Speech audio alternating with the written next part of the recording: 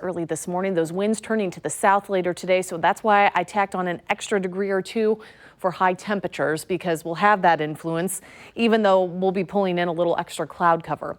90 degrees should do it for highs. Some of you, especially those off to the north, that'll see the cloud cover earlier. You might be a little cooler, back into the upper 80s. We'll be everyone in the lower 80s by Friday after we see some showers, some thunderstorms roll through overnight tonight into the early morning hours on Thursday. That clears out. Cooler weather persists, and then we have some more chances for rain into the start of the upcoming weekend. So let's talk a little bit about that. Clear skies for now. Later this evening, 8 p.m., this particular model bringing in some scattered activity, northeastern Kansas, northwestern Missouri. All of this sinking to the south.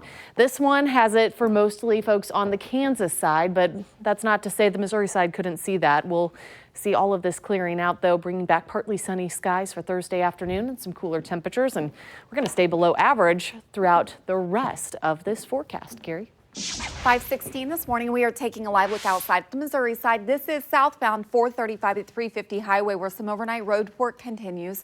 Should be wrapping up in the next hour or so, but for now you can see everyone moving over as this left lane of traffic is blocked, and crews are down there finishing their job. So again, this is on the Missouri side. Good news though, no accidents to report on either side of the state line.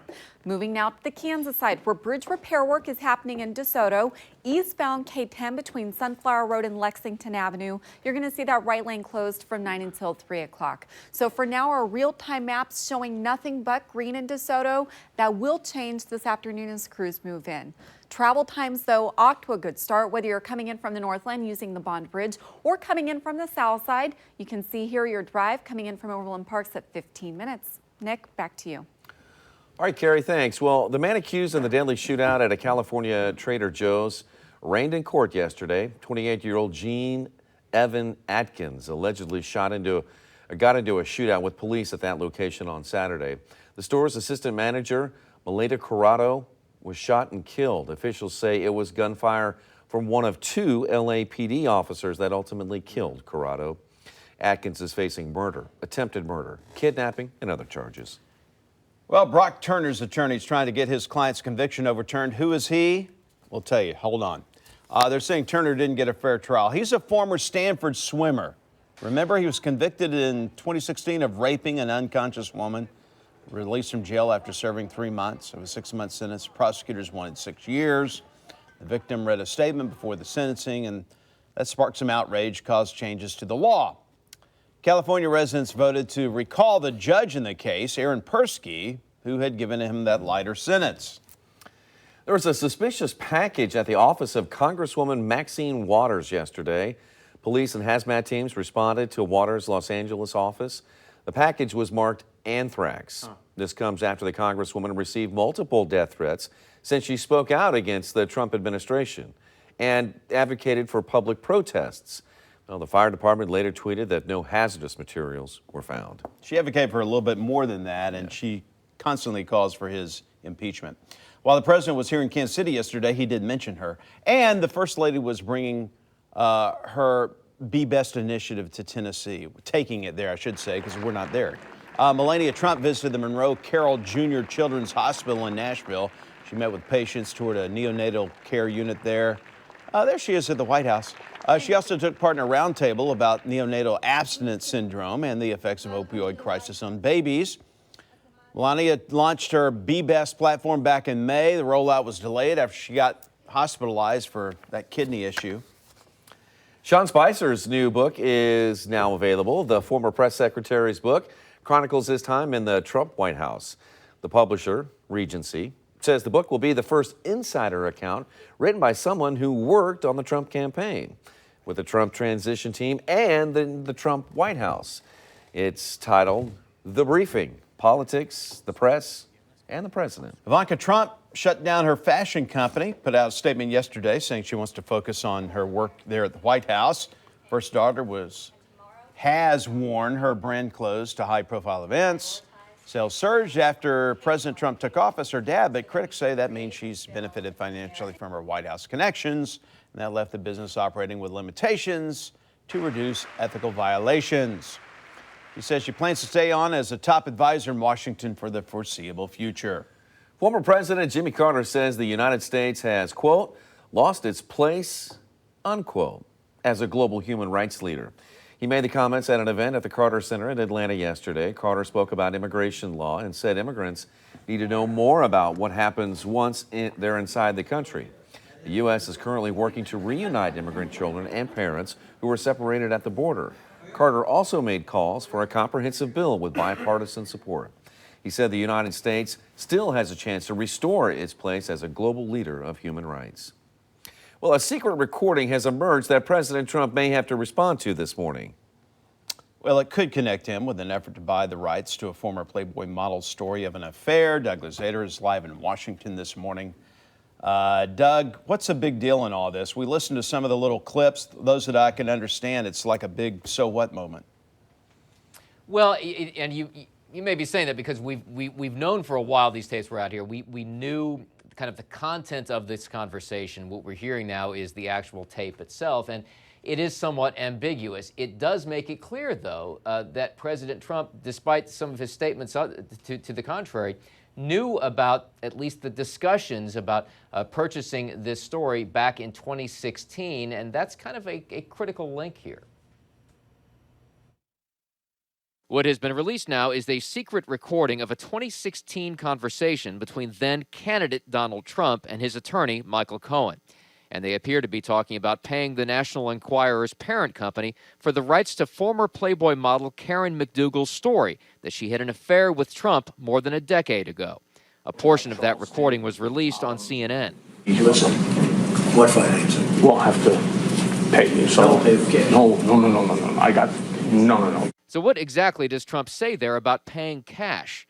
His attorney, Rudy Giuliani, says it's quite evident that he wanted this above board. The transcript makes it quite clear at the end that President Trump says, quote, don't pay with cash. Cohen then interrupts and says, no, I got it. And then you hear distinctly, if you're careful and you slow it down, check. And then Cohen follows with no, and then quickly cuts off the tape. And while the recording is difficult to make out, it does at least make it clear that the president was aware of McDougal's claim back in 2016. And the fact that Michael Cohen's attorney, Lanny Davis, released the recording also suggests Cohen is looking out for himself. He's going to cooperate with the prosecutors. He's going to flip. He's going to try to get immunity, and he's going to testify against Donald Trump. Whether he has anything to say that's incriminating is a real question. Yeah, that is a real question. I mean, we know prosecutors have other recordings as well, so what do those other recordings contain? And that's something that's got to weigh heavily in the minds of President Trump and his attorneys right now. Back to you guys. Well, as far as this conversation goes, it's not illegal to pay off someone. We're not saying that she blackmailed him, but it's not illegal to buy a story, is it? Well, you have legal issues and you have political issues here. Legally, if there was a discussion, for instance, about paying cash to try to do this all under the table, yeah, that's an issue legally. From a political standpoint, though, you have a president who denied knowledge of these kinds of discussions at one point, and now it's clear that he was involved in them, it sounds like, according to this recording, back in 2016. So there is kind of a political issue to be for the White House to reckon with here as well. Cash. The issue with cash is if it came out of campaign coffers and not reported to the FEC, right? Well, that could make it that could make it an FEC violation. But you know, if there's a payment of cash without any recording of it, that's a violation beyond the FEC as well. No, I did not know that. Thank you. Thanks. All right, some vets at the VFW say they have experience with duck boats, like the one that sank last week here in Missouri. They say there's one big difference, though. We'll tell you what that is when we come back. Several people are dead, hundreds missing after a dam collapsed in Laos. We'll tell you how many homes have been washed away in the tragedy. It's 524.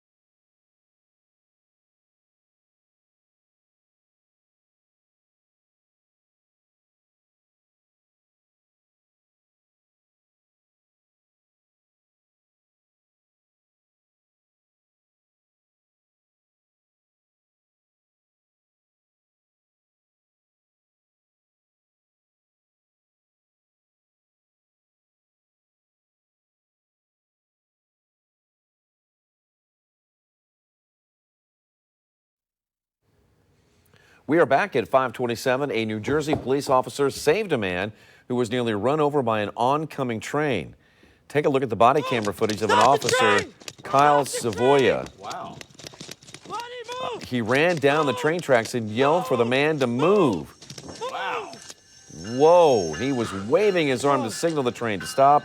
The man moved off the tracks just in time, according to the Perth Police Department.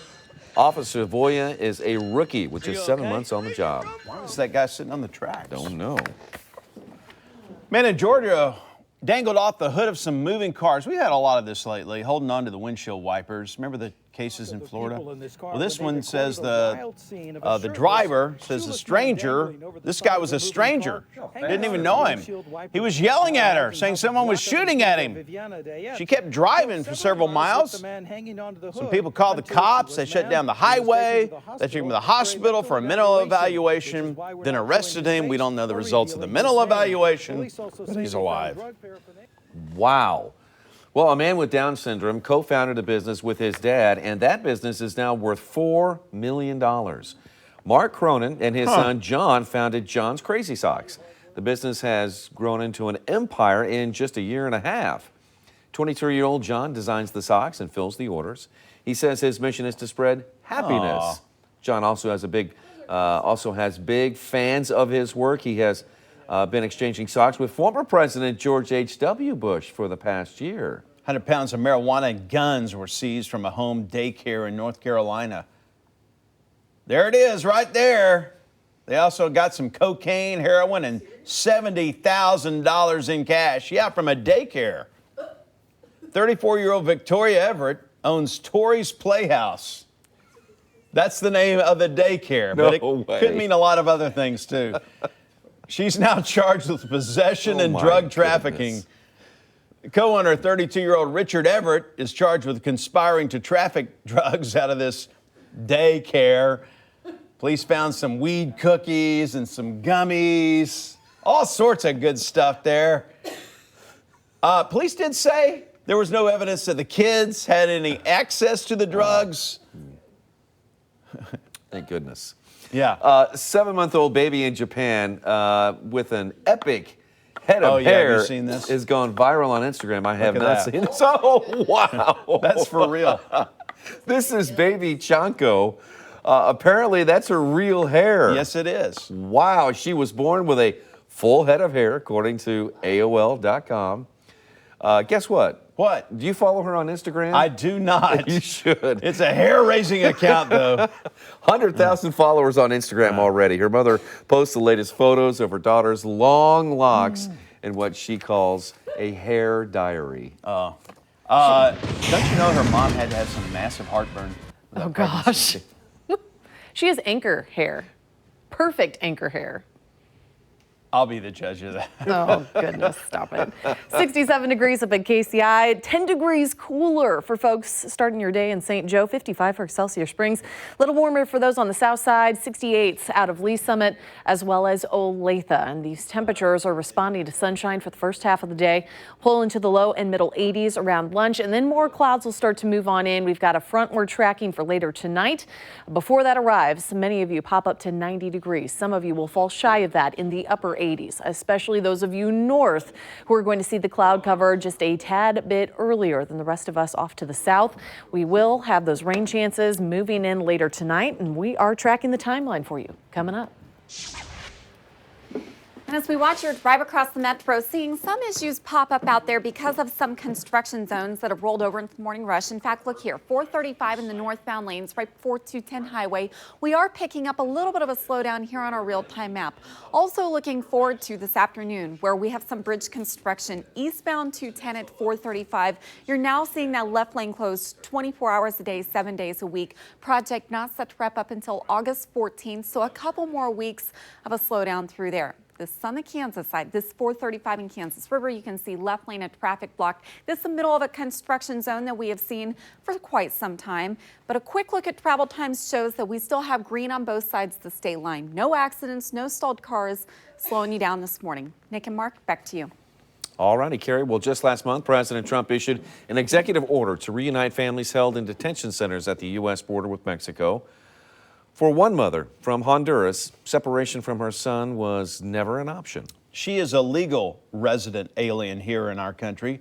Kathy Quinn is live from U.S. Immigration on Northwest Prairie View Road to explain why her story is different. Kathy. Yes, Veronica is her name, and she's in the United States legally, as you mentioned, waiting for a decision that comes up in a couple of months on permanent status. Now, the reason she wanted to speak out was to help other families who may find themselves in detention and let people know what her experience was. Also, she wanted to dispel the misconceptions about other immigrants like herself. So she left Honduras with her 4-year-old son 2 years ago because of the violence, because of the gang violence there. She and her son were never separated when they stayed at 2 different detention centers, one staying 21 days in Texas, she says, without being told what the next step was. That's what was frightening and scary for her. This is basically what asylum seekers like Veronica go through once they are in custody. There is a screening, a credible fear screening. Immigration interviews the person. If it's credible, then it is referred to an immigration judge. Then detention. That's where families like hers are sent to one of the 2 family immigration centers in Texas. Not exactly sure on the time frame there. And then immigration court is the next step with no guarantees. And in her case, she has an attorney who's working pro bono. Then you get released from custody. So that's the next step. She's waiting to see whether or not she'll be deported or whether she'll be able to stay here legally. Now, she says waiting for the court to decide whether she can stay or be deported is hard, but she says it's all worth it because of her son. Salir de mi país donde yo nací. It was a very difficult decision to leave my country, where I was born and where my family is. But it was a time of desperation at the realization of the extreme violence in my country. It was all to save my son's life. And she also just wanted people to know that she is working full time. She's not looking for a handout. She's just waiting for a decision in September, and that is on whether or not she'll be staying here permanently. Kathy Quinn, Fox 4 News. A couple of things. She did come here through a legal port of entry, correct? She did, correct. The other thing is, back in June, mid-June of this year, a little more than, a month ago, Attorney General Jeff Sessions came out with this new ruling saying that violence and gang victims are not likely to qualify for asylum. So that change could put her at risk of not staying here and going back to her home country. Well, she's very hopeful, and as I mentioned, she's got an attorney who's working for her pro bono, and they're just waiting for September. All right, we'll see what happens. Well, Missouri Senator Claire McCaskill is proposing a new bill to prevent tragedies like the Branson boat disaster. McCaskill is crafting a bill on what she calls design issues with the duck boats. She says her bill would keep boats with similar flaws out of the water. The disaster killed 17 people last Thursday. Missouri's other senator, Roy Blunt, says that he's monitoring the federal investigations and wants to see how those turn out before talking about a legislative response.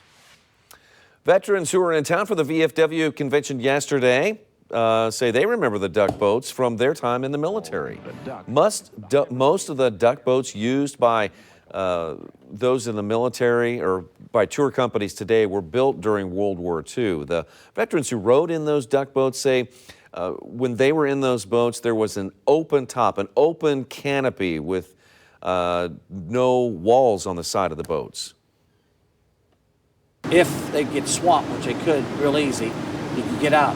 Didn't have anything restricting the way you get out. And of course, we wore our safety vests.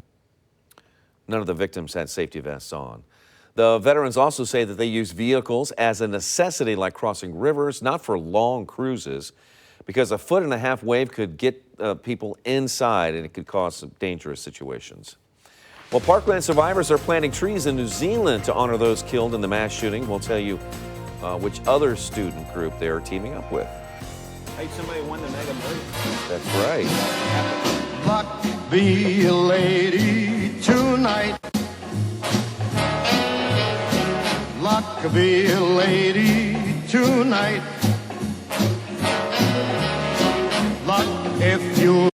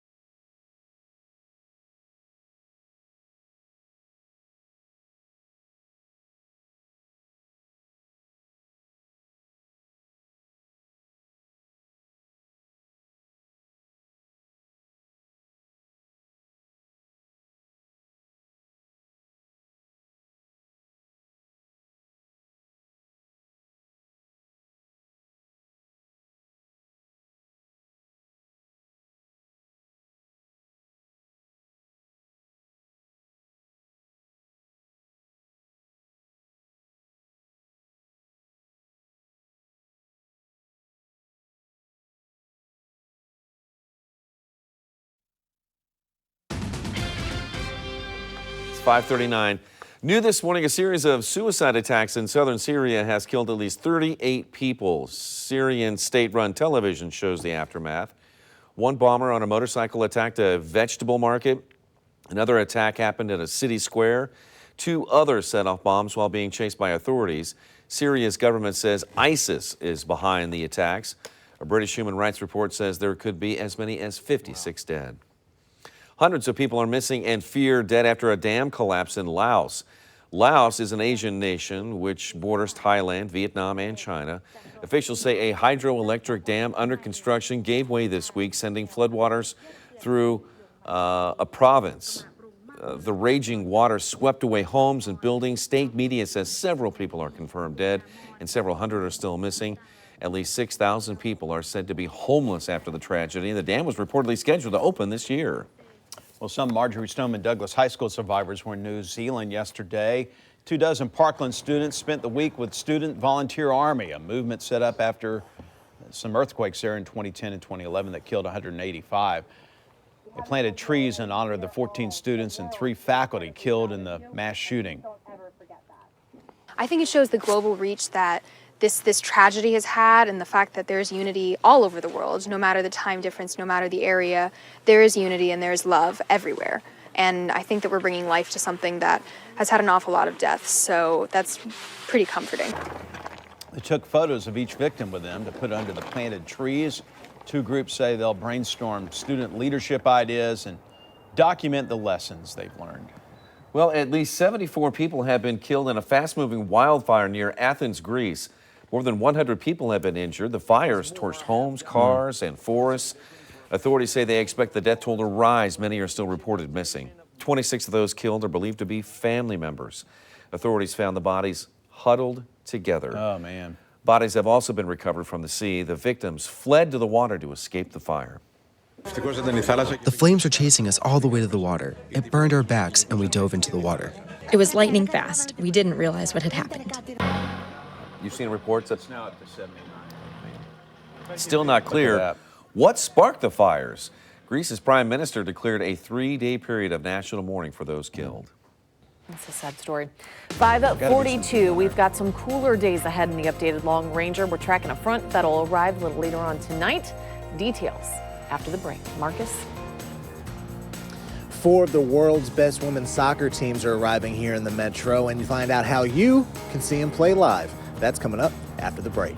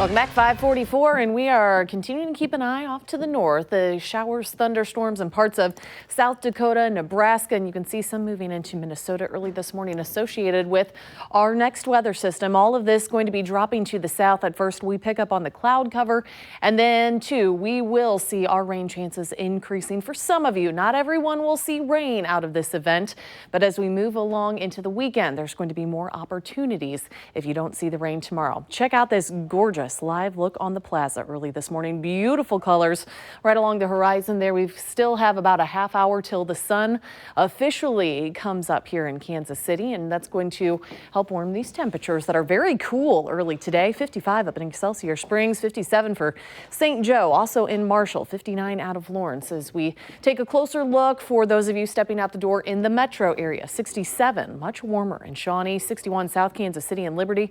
Smithville, you're waking up to 60 degrees this morning. 60s, lower 70s. They turn into the low and middle 80s around noon. And then for afternoon highs today, we should be pretty close to 90 degrees. For those of you who see the clouds earlier in the day, though, those are folks north of the metro. Your temperatures probably not necessarily going to reach that 90, but you'll come close. Got a UV index number that's still on the high end, but it's a little lower than yesterday because we will introduce those clouds. It's at a 7. Protect your skin still. Wear that sunscreen. We'll see some rain chances lingering around for the first half of the day on Thursday. By the lunch hour, it's all out of here. We're cooler, though, as far as temperatures go, and will remain on the cool side. More chances for rain arriving for Saturday afternoon. Microcast bringing in our rain chances as we make our way into those overnight hours. Let's look at 9 p.m. It's inching its way closer, sinking to the south during the overnight. That's a look at 6 a.m., continuing to push off to the south and east away from us. Along with that front, we'll stay cool through the start of early next week. Carrie?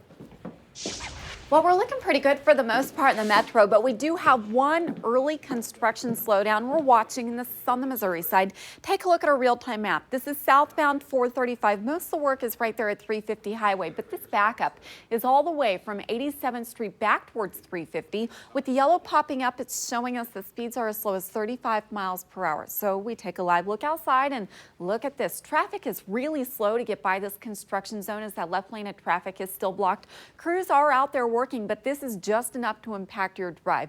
So keep in mind, southbound 435 on the Missouri side, we're seeing a slowdown. Give yourself a few extra minutes for now. Getting that stretch between I-70 down towards the triangle's a 14-minute drive. But again, this is the biggest slowdown we have in the metro right now. The rest of your travel times holding strong in the green. Mark and Nick, back to you. All right, thank you very much, Carrie. The most successful international women's soccer team is right here in Kansas City. You got a chance to see them live in action. Yeah, I think, well, the United States women's soccer team is getting set to play in the 2018 Tournament of Nations. The Women's World Cup, I think, is next year, and our Marcus officer is live at Children's Mercy Park with the significance of tomorrow's matches. Good morning, Marcus. Good morning. Well, it's significant because you don't get to see the U.S. national women's team every day, or 3 other of the world's best international women's soccer teams. They'll all be here in the metro. And if you can't make it to the World Cup in France next year, you can get a little taste of it tomorrow night here at Children's Mercy Park. Now, the U.S. women's national team, they will be joined by Brazil, Japan, and also Australia for this for 2 games here in the Legends. Now, you'll see all 4 of them next year's Women's World Cup, as I mentioned. But if you can't make it to France, or if you just really love you some soccer and you're going to France next year anyway, you get to see him here tomorrow night. This is the 7th or 8th time, actually, the first time since 2016 that the women's national team has been here in Kansas City, and they're actually undefeated and are looking to keep that undefeated streak alive here tomorrow. Now, we'll get the first look at the national team. They'll have a training session for the Tournament of Nations, training session later today before the tournament starts tomorrow. Now, here's a look at that schedule. You'll see Brazil. They'll take on Australia in Game 1 tomorrow at 3:15, and then the big one, 2-time FIFA World Cup women's final matchup. You'll see it for a 3rd time. The U.S. national team takes on Japan. Now, these 4 teams will then go on the road after their 2 games here in Kansas City.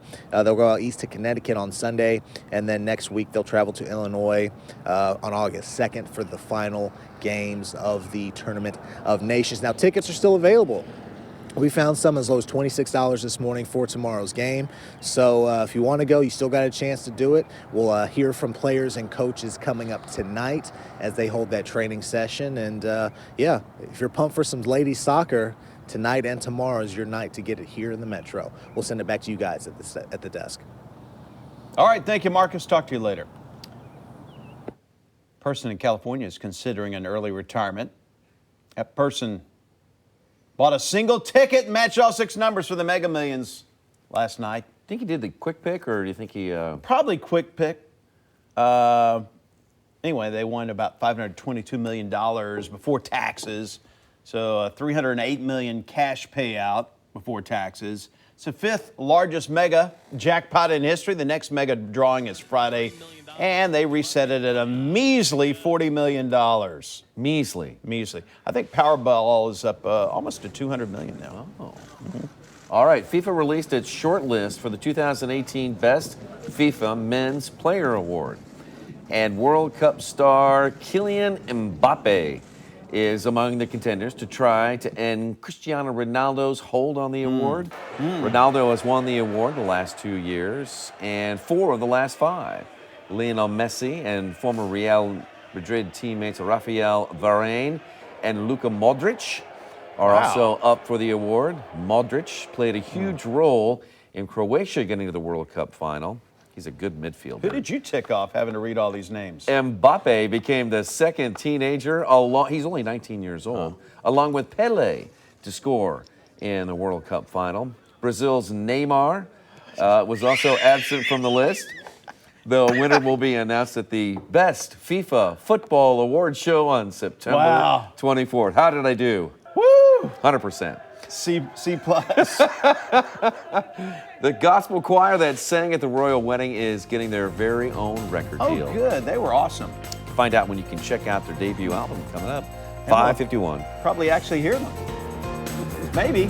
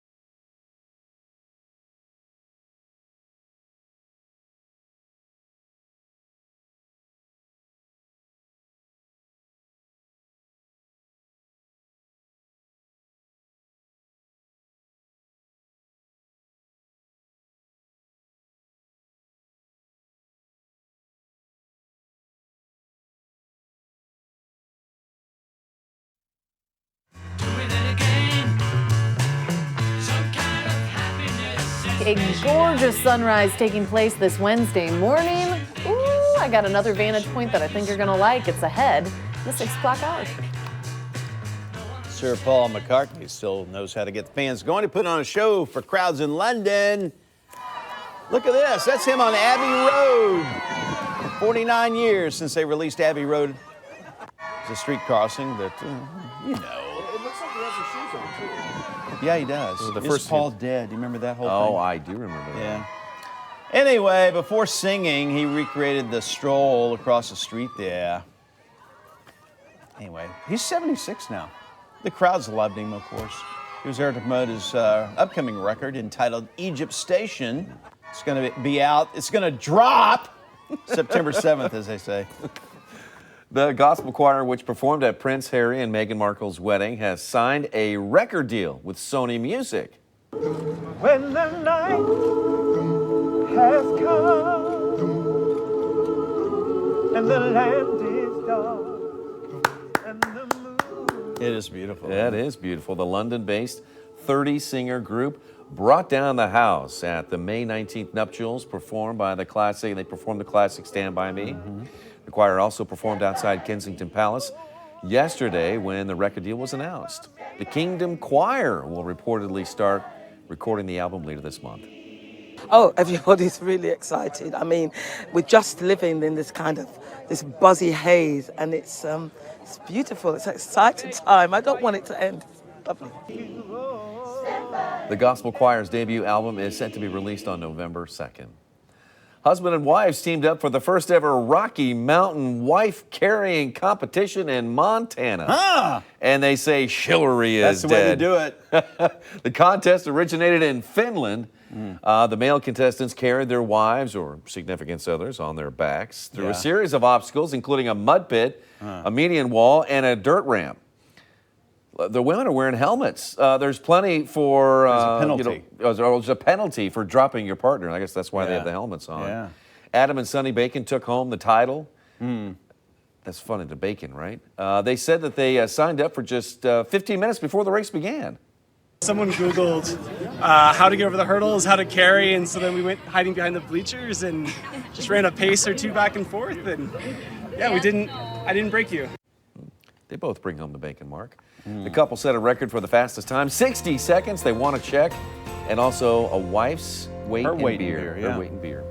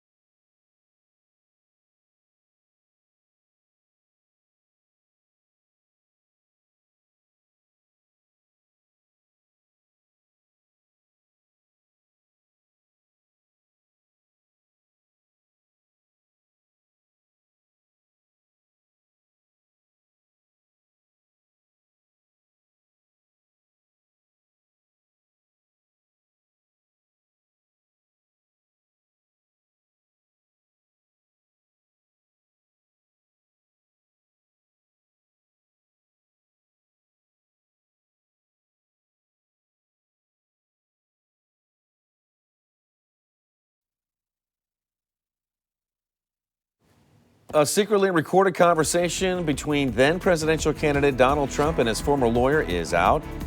His new lawyer has weighed in and says, don't believe everything you hear.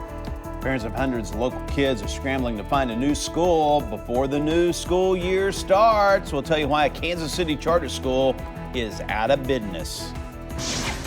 From the station that's working for you, you're watching Fox 4 News at 6 a.m. That's a big name. I remember when Benjamin Banneker opened. Yep. We'll get to that in just a bit. Good to have you with us. I'm Mark Alford. And I'm Nick Vassos. Great to have you here. We'll have more of that coming up. Let's check in with Michelle. She's got a look at our weather. Check out this gorgeous sunrise taking place on our Plaza camera early this morning. We've got some beautiful pinks there along the horizon. We're going to see a lot more of that. I have a great picture sent in from Otis in Kidder, Missouri. I'll have that for you in 15 minutes. And if you have some, send them my direction. 68 degrees up at KCI, a little cooler in Lawrence, 57 there. Same up in St. Joe, 68 though. Compare that number out of Lee Summit. Cool to start this morning, mostly clear. We're going to have clouds streaming on in from just off to our north, and eventually a front is going to be pushing on through, and that's going to increase rain chances, but not till later this evening. This morning, I've got abundant sunshine for that morning commute. Temperatures climbing out of those 60s into the middle 70s by mid-morning. We'll talk more about our rain chances for tonight and how that front will impact temperatures for the rest of the week. Casey K-Man is missing this morning. He has dementia. He's been without his meds for 3 weeks. His family is understandably extremely worried. Our Carrie Wickersham is in Kansas City, Kansas with more. Carrie?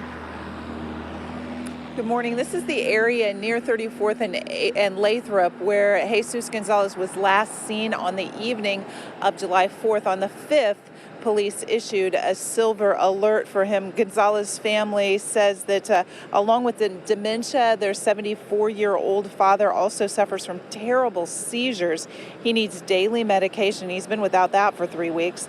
The family's checked abandoned houses, hospitals, inside shelters, all to no avail. Police have even searched for Gonzalez with canine dogs. Again, no luck.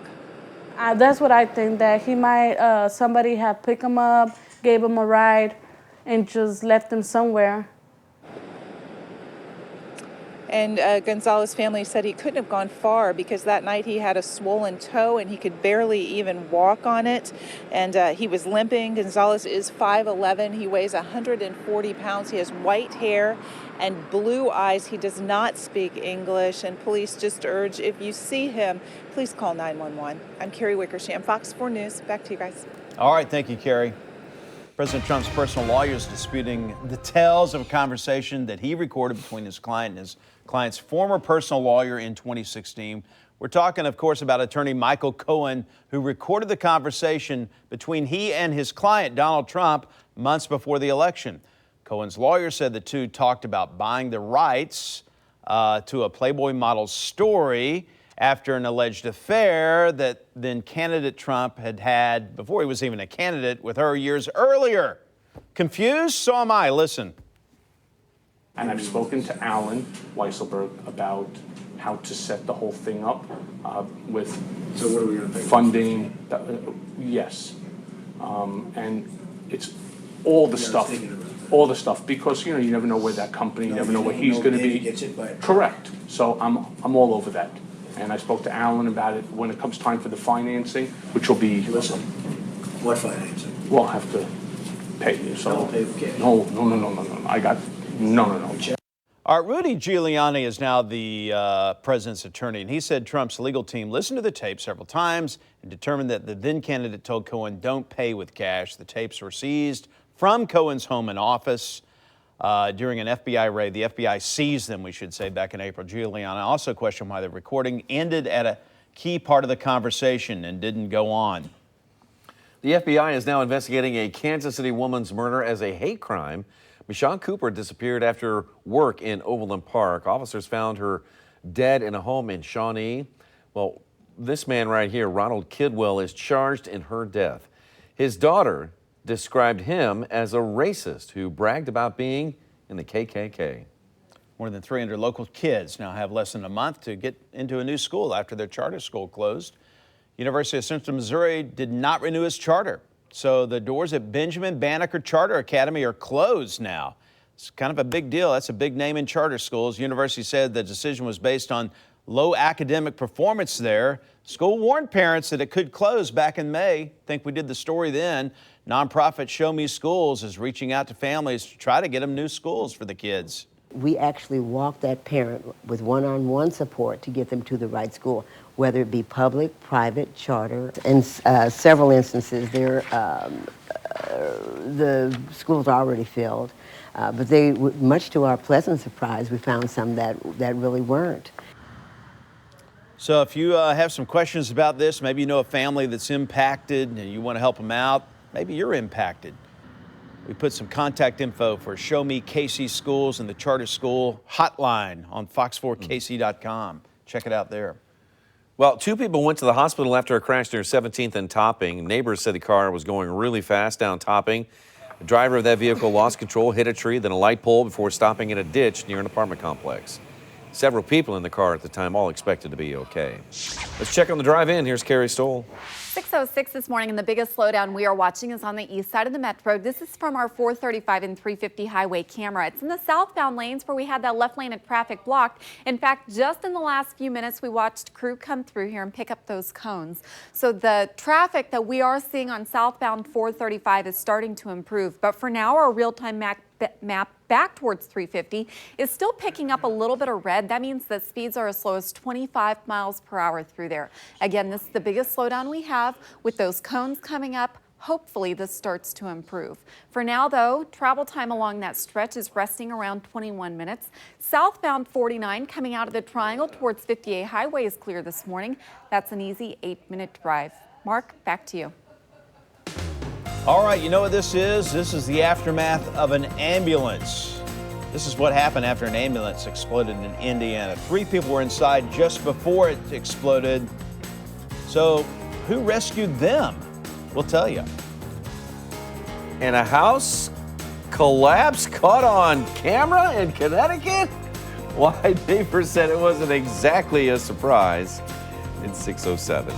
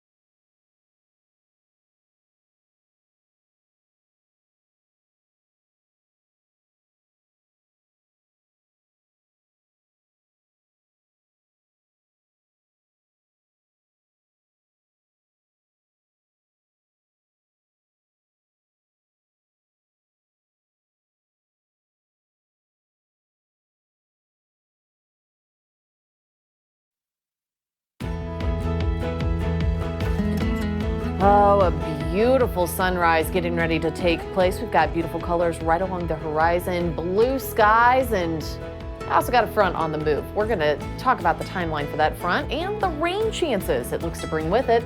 Stick around, it's all ahead. President Trump wants billions of dollars in aid for U.S. farmers to offset the effects of the trade war with China. He is calling for $12 billion to go directly to farmers. China is threatening to put 25% tariffs on food imported from the United States, and that includes products like pork and soybeans, after the president imposed similar tariffs on goods from China.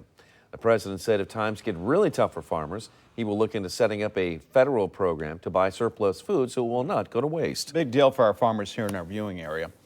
Russian President Vladimir Putin has not accepted President Trump's invitation for a second meeting at the White House. A top Kremlin official told Reuters Russia agrees that President Trump and Putin should meet again, but they should let the dust settle after their summit in Helsinki.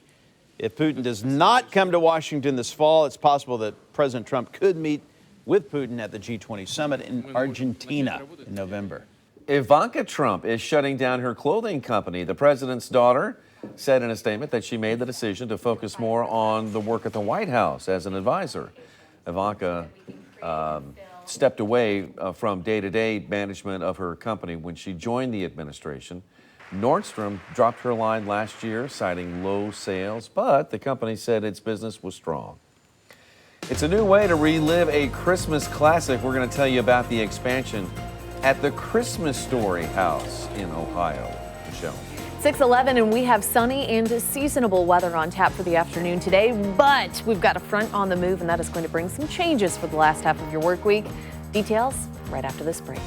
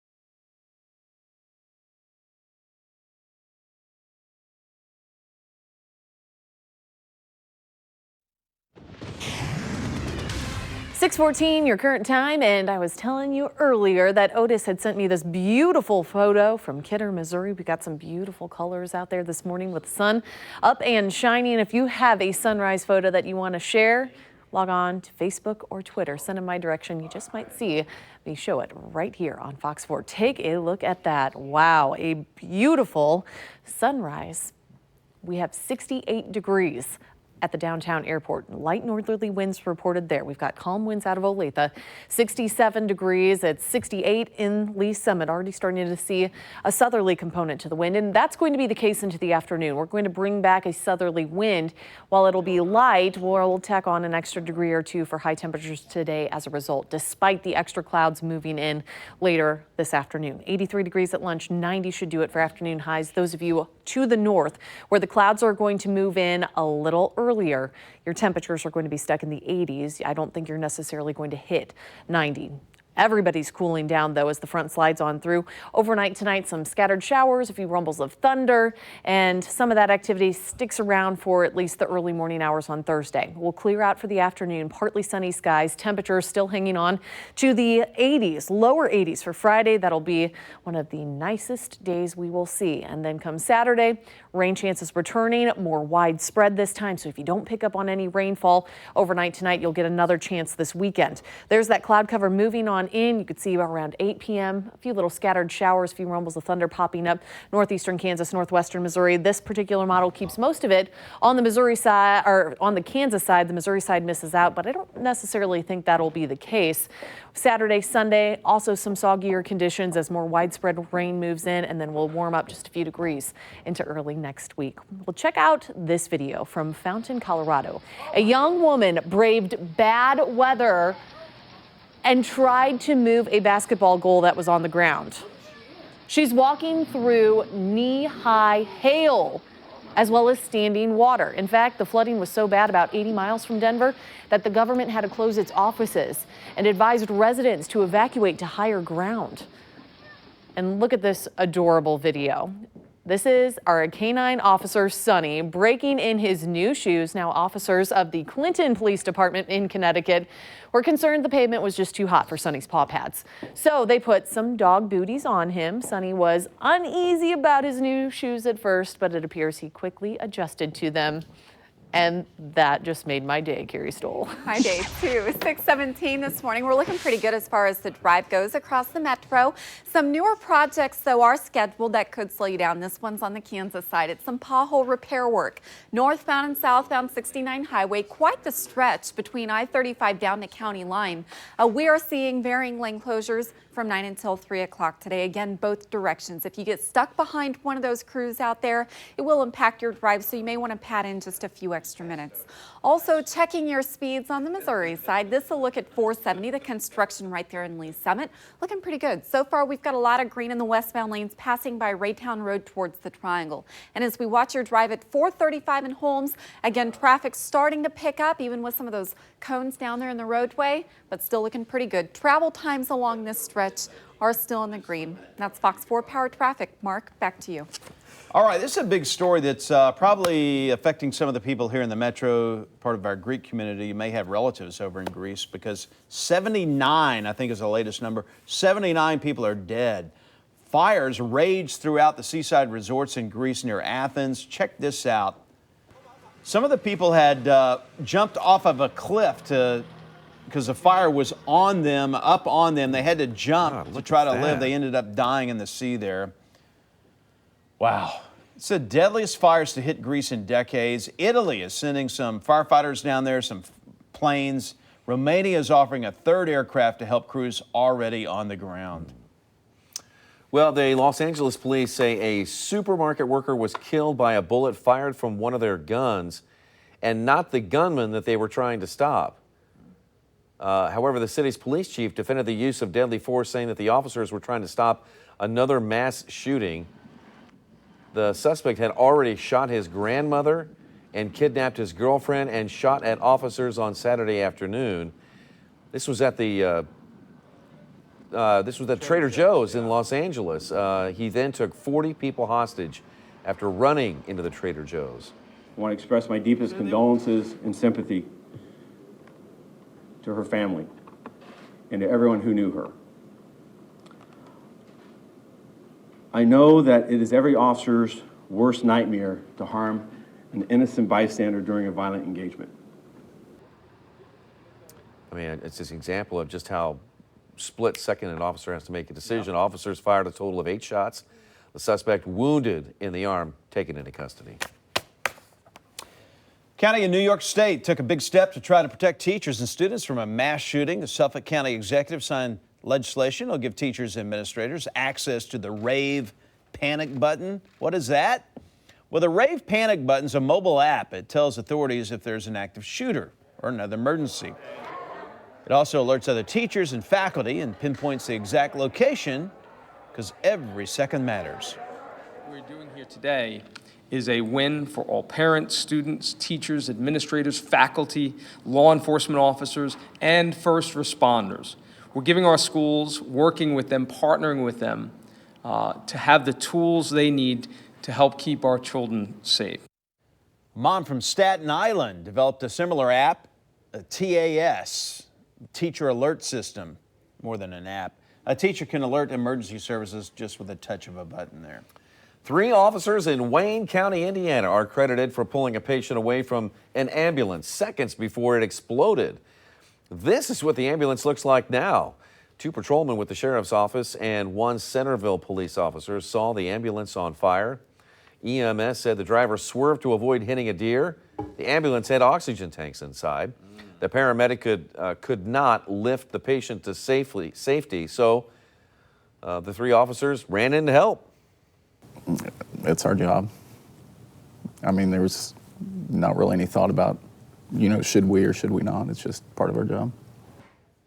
The ambulance driver and paramedic are recovering, but the patient did not make it. Someone stole an original Pablo Picasso sketch along with an Egyptian figure from an Indianapolis home. A spokesperson for the victim, I don't know, victims have spokespeople, I guess so, said the statue is 5,000 years old. How about the victim said that? It was buried with a pharaoh. According to cops, the door was unlocked. When police got there, the family said the personal code was used to disarm the alarm, so they think it must have been an inside job. Trusted family employee who stole that art. A 10-year-old and a 7-year-old are in big trouble this morning. Police say they stole a Lexus and took it for a joyride down a Virginia interstate. People spotted them swerving on the interstate. They called 911. Police boxed in the Lexus. Did they record themselves swerving? I don't think so. I think that's just kind of... Reenactment video? Yeah, sort of, yeah. Okay. Well, the police, they basically wrecked him into stopping.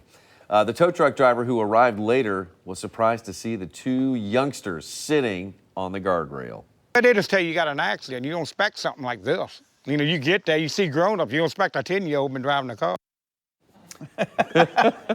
Another auto-tune moment there. The boys told investigators that they planned to take the car to the beach. They wanted to go to the beach. Well, if you're going to take a car, you got to take a Lexus, right? A dump truck made a mess in New York after bringing down several utility poles. They say the driver was leaving a nearby school, didn't realize the truck bed was upright. Uh-oh. He ended up bringing down some poles, about a dozen of them. 5 other people got trapped in their cars, but they got out. Anyway, it's going to take a long time to fix all those poles. And they're going to charge the driver with something. I don't know what. Maybe being stupid. I don't know. Probably didn't notice. Dog in Washington State is back safe and sound at home after being stuck in a muddy pit for 2 days. It was all thanks to a hero rescue dog who tracked him down. Oh, look at that muddy pooch. The dog's name's Puppy. He was with his owner on a horseback ride when he disappeared on the trail. Tino, the search and rescue dog, was then sent out and found Puppy trapped in a mud pit about a mile from his home. Puppy was covered in thick mud when rescuers arrived. They pulled him out with a rope and drove him back to his family. That's adorable, isn't it? Yes. North Carolina man set out to solve a bizarre mystery after is it Friday yet? After newspapers and phone books piled up in his backyard. James Eubanks said it all started about 10 days ago. One morning he looked out the window, saw about 6 newspapers piled up. Next day, phone books were delivered to a neighborhood. He found about 9 of them in the same spot. Well, he decided to use a camera to try to catch what was going on, and the culprits were finally revealed. It clearly shows him with a newspaper. I had no idea we were going to find foxes. We picked up as many as 10 papers in one night. Without the pictures, no one would believe it. Yes, it was the dog from the previous story. No, it wasn't. Eubanks thinks there are at least 3 foxes that are out there doing this. Mark, that's Fox News. That is foxes. Boxes. Fox News. Fox News, yes. Hey, remember this video from yesterday? Police chased a man Yes. who stole a tractor through parts of downtown Denver. I do. Nothing runs like a deer. Thomas Bush now faces You several said that charges. yesterday. That was your lone pun yesterday. He's being charged with theft and assault. His mother said that he was high on meth when he first stole Oh, well, there you go. the tractor. Eventually, officers stopped the tractor. They rammed it with a police SUV, and they said Bush resisted. So they used a canine and a stun gun. There's like a country song. Oh yeah, there she goes. Oh no, my house collapsed. That family went home and found their house crumbling to the ground in Milford, Connecticut. They were doing some construction of some sort on that home, and they were lifting onto the concrete there and wooden pilings, and it didn't work out too well. You think? I think. There was already some damage to the home because of flooding and hurricanes, and some neighbors say it was too weak to begin with, and well, they should have never tried to put it back up on the stilts. That house got hit 3 times with floods. It got hit in '92, it got hit with Irene, and it got hit with Sandy, and it was on the ground. And then they decided to jack it up. The supports gave out after a while. So the third time's not a charm. Nobody got hurt. Crews are investigating to find out what went wrong. People behind the Christmas Story house in Ohio are putting the finishing touches on the house next door. It's called the Bumpus House, named after the neighbors in the Christmas classic. You never actually see the house in the movie, just the Bumpus dogs that steal the turkey, or which steal the turkey. Overnight stays in the Bumpus House. Well, you can start staying there in October. Don't know how much it'll cost you. No dogs, though, right? No dogs. As the immigration debate continues across the country, we're going to hear from a woman in Kansas City who is trying to get into the country. She is here. She is here, but Trying to stay here. and she's going to tell us how she feels about the immigration process at 6:27.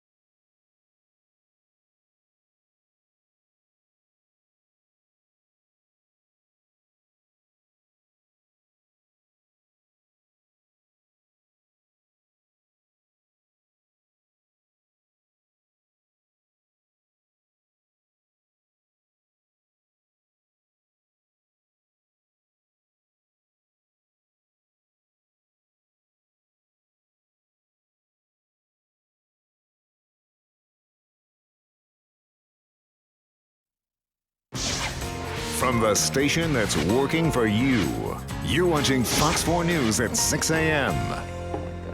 I do did. too. I like it. I like that. Look at the ties we have on today. Look like Undertakers. Good to have you with us. I'm Mark Alford. Do I look like an Undertaker? Yes. In your time of need, we are here for you. Yes. Good morning. Great to have you here. I am Nick Vassos. Let's get over to Bogo. She is checking on the weather. At least Nick has a colorful tie on, so. Yes, he does. We will give him that. Yes. Hey, here's a live look out the door. Kansas City, we've got the sun up and shining, blue sky, some high, thin clouds way off in the distance, and those are off to our north. They are going to be sinking to the south as we head throughout the afternoon, so things are going to get a little cloudier later today ahead of our next front. Details on that coming up in just a moment. Let's get you going out the door.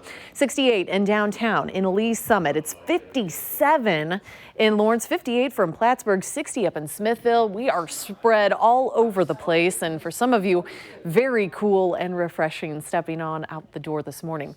Should be into the low and middle 80s around lunchtime. Some of you will hit 90 degrees, especially those on the south side. The clouds trickling in from the north, though, are going to prevent the warm up for those on the north side. You might be stuck in the 80s for highs later today. We're tracking those rain chances for you coming up in the next half hour. Carrie. Taking a live look outside at the south side of the downtown loop. This is from our 670 in Baltimore camera. If you can see here, we've got the Sprint Center there off the right of the screen. Just check their website. They say that Def Leppard and Journey are going to be in concert tonight. So we are going to see some increased traffic around this area. Concert set to start at 6 o'clock. So evening rush. Extra cars downtown. We're also watching the drive east of the metro. This is some pavement work that continues. Westbound 210 right there at 435. A lot of construction has been happening in this area. We now have one lane closed from 9 until 3 o'clock. This particular part of the project set to wrap up on Friday. Travel times, though, looking pretty good. We've got nothing but green on both sides of the state line, 49 wide open, and 435 southbound. This is between I-70 and 470. Now that construction zone has cleared, it's a 12-minute drive. Mark and Nick, back to you. All right, President Trump's executive order to reunite immigrant children with their parents who have come here illegally has eased some tension along the U.S.-Mexican border. But what do these same families have to go through while they are waiting for asylum? Our Kathy Quinn is live from the U.S. Citizenship and Immigration Services on Prairie View Road in the Northland. Kathy, good morning. Yeah, good morning. I spoke with a single mother who came here from Honduras because of the violence, because of the gang action there. She didn't want her 4-year-old son to be any part of it or to witness it. And that was 2 years ago. She's been going through this process. So she wanted to talk about her experience in detention to help other families and to let people know what people like she are going through. So taking a look at what happened, this was 2 years ago when she actually was here to seek asylum. So she's been in that process that long. She's currently waiting for a decision on permanent status. So she is legal here in the U.S., considered temporary documented status. She's staying with family, but had previously been detained at 2 detention centers, one at a family detention center in Texas. She says at times it was frightening because she didn't know what the next step was, that she wasn't told anything. You know, she teared up when I asked her about families who were separated from their children, and she feels so blessed that she and her son were never apart. But she wants people to know that she works full-time, she's a hard worker, is not looking for a handout. And she has a message for lawmakers. We had to leave because of the violence in my country. There is a lot. I think about my son's life and also how he is growing. I don't want him to live or get involved in groups like that. I wouldn't want to return, no. I feel that they should be more humane considering how some of the people are treated. All right, so the decision on her permanent status is set for September. Kathy Quinn, Fox 4 News. Kathy, we talked a little bit about the changes last month that the administration had made in those seeking asylum. Can you go into that a little bit? Well, they're going to put the children back with their families now. And as I mentioned, she was glad and felt blessed that she was never separated from her son. There was never any fear of that as well. And also the changes you talked about, Sessions having those changes as well. You know, she's been in this process for 2 years. So I'm wondering if she's going to be grandfathered in and not even... That's what I'm thinking, because it's in the process now 2 years. Yeah. And September is the day she's going to find out, the month. Basically what Attorney General Jeff Sessions and the administration said is that just because there's gang violence in your home country or you feel threatened, that's not criteria for seeking asylum here in the United States. And so what she was telling you may not be enough to keep her here, but we'll find out what the courts say. And I will tell you, Mark, that I do know one person who did seek asylum for that reason and was granted that about a year ago. So Yeah, a year ago. we'll just have All to right. see. Maybe, yeah.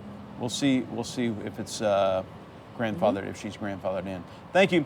Right. President Trump touched on several topics when he was here yesterday in Kansas City, giving the big speech. He came to the big VFW National Convention, spoke to the crowd at Municipal, talked about veterans, about their health care, and immigration, tax reform, North Korea, Iran. He says he's ready to make a new Iran deal, said it would not be like the deal that the Obama administration made. And after his speech, he went down up north a few blocks, right up to the Marriott, where he supported U.S. Senate candidate Josh Hawley at a private event.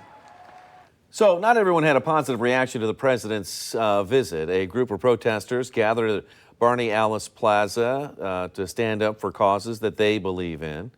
The organizers here were at Barney Alice after the president departed. They called it Stand for America Rally Against Trump. Participants spoke out on several issues like immigration. They also spoke out in support of veterans and veterans' rights.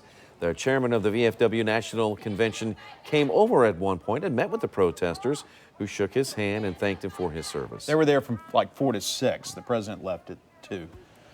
President Trump did talk about the Branson boat disaster yesterday. You probably heard it. Both Missouri U.S. senators also talked about it. Senator Roy Blunt honored the 17 victims on the Senate floor yesterday, and he talked about the critical role of the National Transportation Safety Board leading the investigation, NTSB.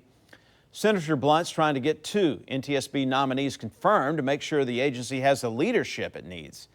U.S. Senator Claire McCaskill wants to talk with the NTSB and the Coast Guard. She's working to change laws ahead of time to try to improve the safety of duck boats. Senator McCaskill wants to get rid of the canopies that can trap passengers if the vehicles sink. 17 people died, of course, Thursday when one did sink in Table Rock Lake. Well, it could be a breakthrough for treatment for stroke patients. We're going to tell you about the first-of-a-kind procedure now being used in the United States. 6:37, we'll be right back.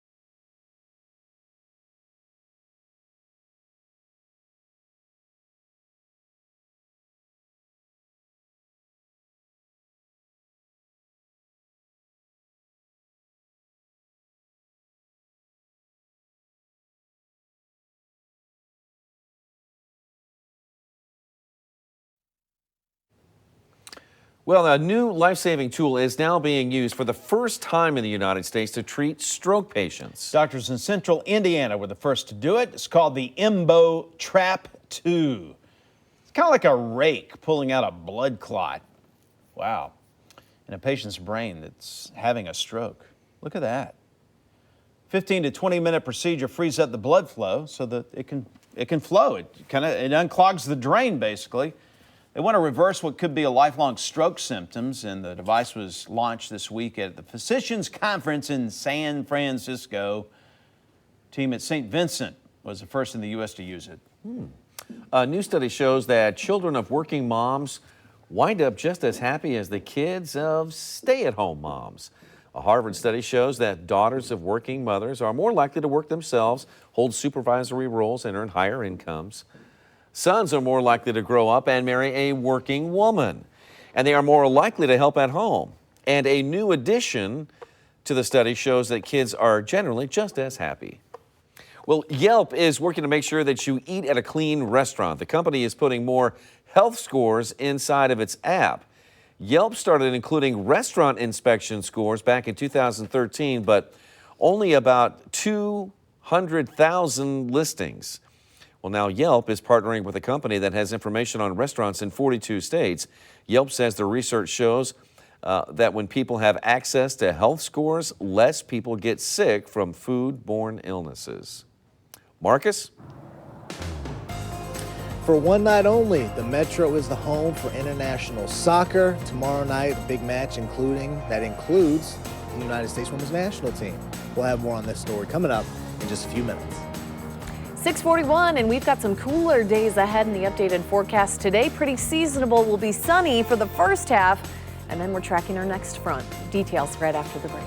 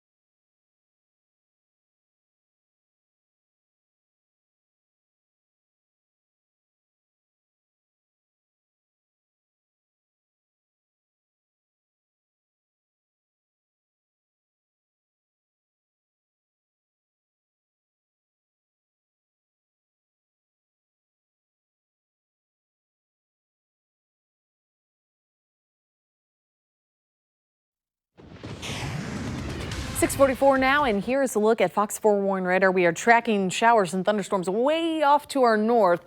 All of this activity associated with our next weather system that is going to be diving down closer to us. At first, we're going to pick up on some extra cloud cover. The rain should hold off until late tonight into those overnight hours, and then we will see some of that even carry over into this early part of your Thursday.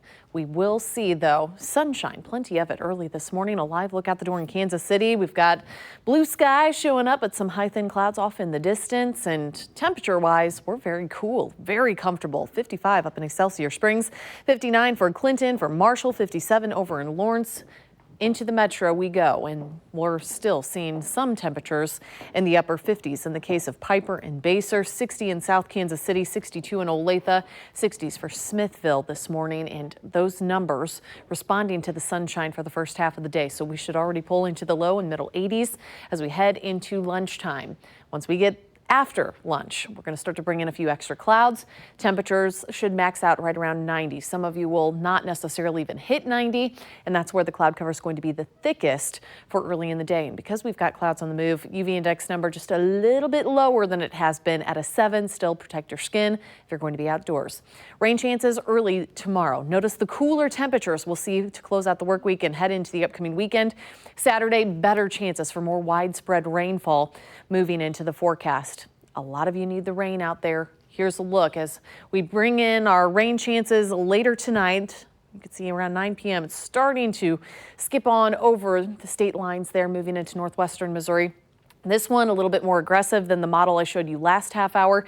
All of this pulling away, though, after mid-morning, leaving us with some partly sunny skies tomorrow afternoon. The cooler trend continues. More widespread rain possible this weekend.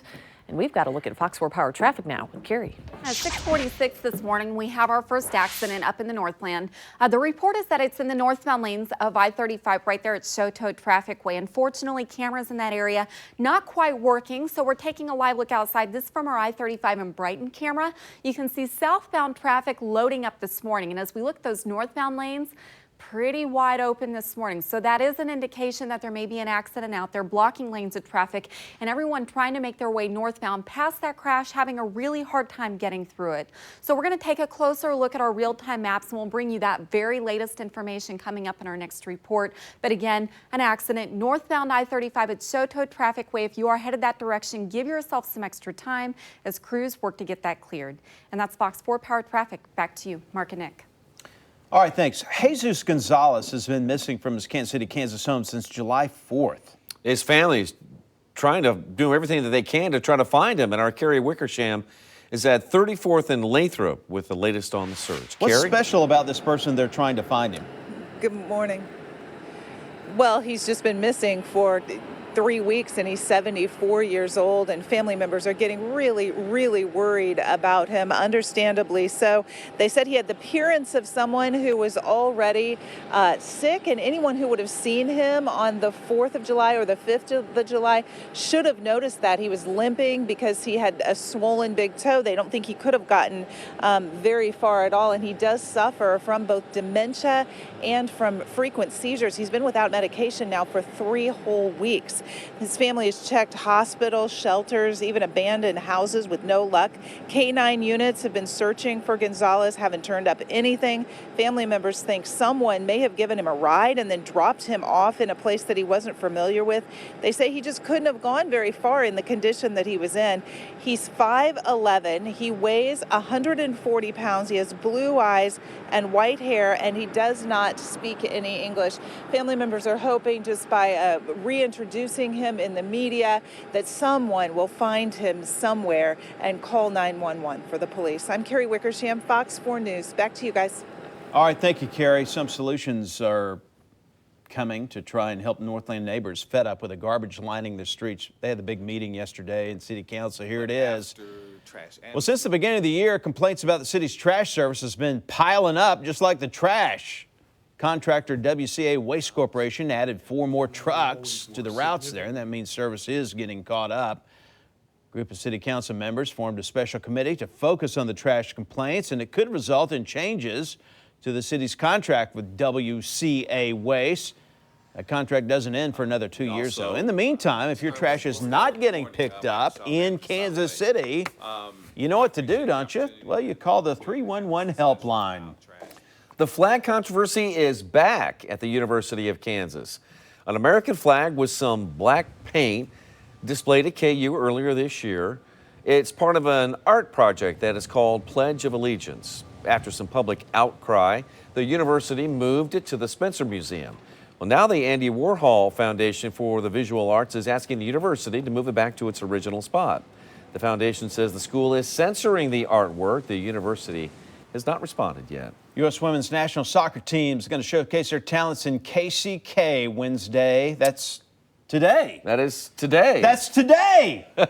They'll be playing one of two opening matches at the Tournament of Champions at Children's Mercy Park, home of Sporting Kansas City. Yes. On Wednesday. Which is today. And that's where we find our Marcus officer this morning. You're making us think, man. Are we thinking? What is today? Today. Oh, today is Wednesday. Yeah. They play Thursday. They train today. So we do get to see them, just not competitively until tomorrow. See? There we go. That math thing isn't working out for us on this live TV.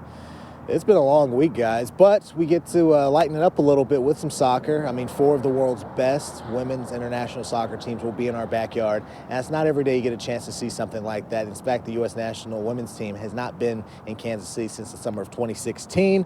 But fun fact, all 4 teams that you'll see tomorrow, Japan, Australia, our team, and Brazil, have all qualified for next year's World Cup in France. So the U.S. Women's national team has won 3 World Cups and is really one of the most successful international teams in sports history. Now, the last time, again, we were able to see them was in 2016.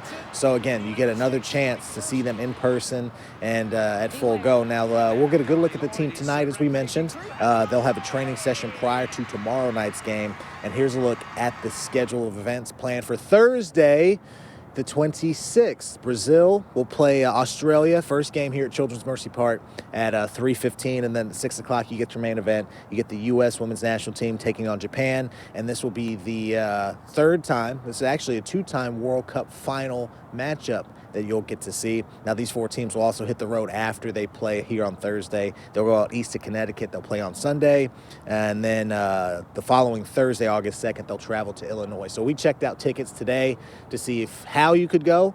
They still got plenty on sale. We saw some as low as $26. We also found some for about $30. So if you want a chance to see one of the best women's soccer teams ever, you got your chance. You can still do it. And Nick Vassos, I think this is a good time to challenge you for a rematch on some penalty kicks. Oh, that's right. Because I feel cheated from that last one, man. That speed I'd round like to see got you me. guys go up against the women.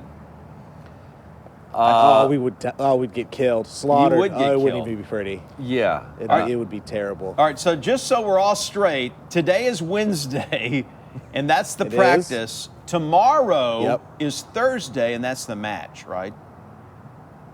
Success. All right. Do we get candies and Gotcha. treats for that? And yesterday was Someone Tuesday. set that up. Thank you. Two local.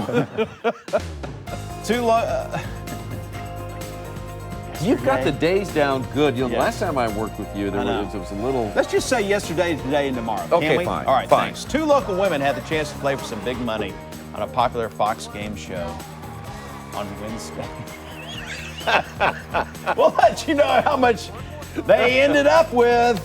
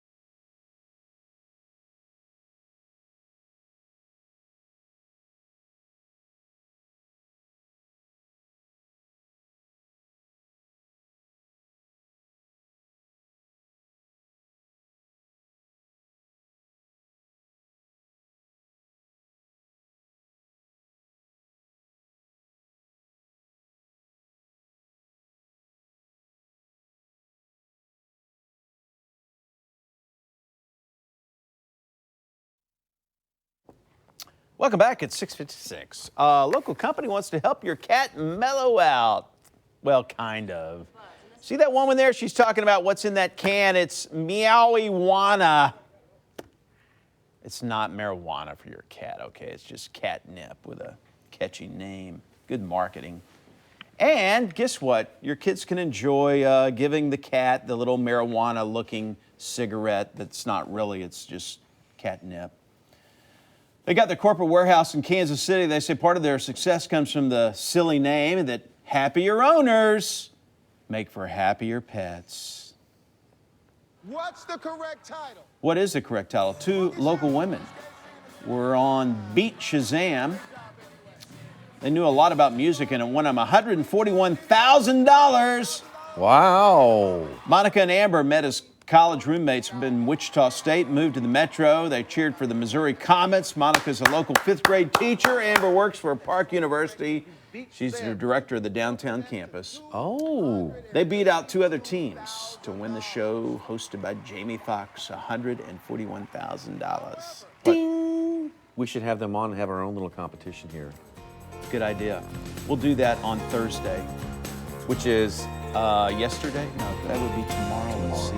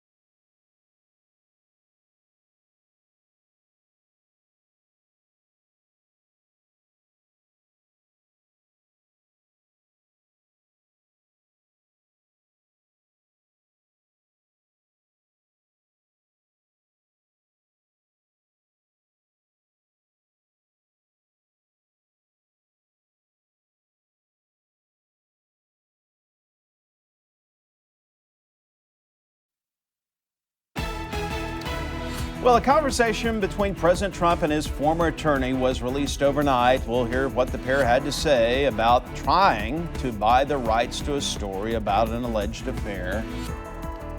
Greece is holding 3 days of mourning as deadly wildfires continue to ravage the country. We'll tell you how crews are working to battle the blaze. Fox 4 News at 7 starts right now. From the station that's working for you, you're watching Fox 4 News at 7 a.m. All right, there we are on a 2-shot with the Jib Cam. Good to see you this morning. There's a secret recording between President Trump and his former attorney, Michael Cohen, was released overnight. We just told you about that. We're going to tell you more coming up. Good morning, I'm Mark Alford. Good morning, I'm Nick Vassos. It appears to be an effort by the rights to a former Playboy model's story of an affair. Let's take a listen. What financing? We'll have to pay you. So Don't pay with cash. no. I got no. The quality of the tape is not that good. It's hard to hear. Understand. This conversation happened in 2016, and they appear to be talking about paying the National Enquirer parent company for the rights to Karen McDougal's story, that she had an affair with Trump more than a decade ago before he was a candidate. The president's attorney, Rudy Giuliani, says it means that the president wanted to legally pay for the rights. The transcript makes it quite clear at the end that President Trump says, quote, "Don't pay with cash." Cohen then interrupts and says, no, I got it. And then Cohen follows with no, and then quickly cuts off the tape.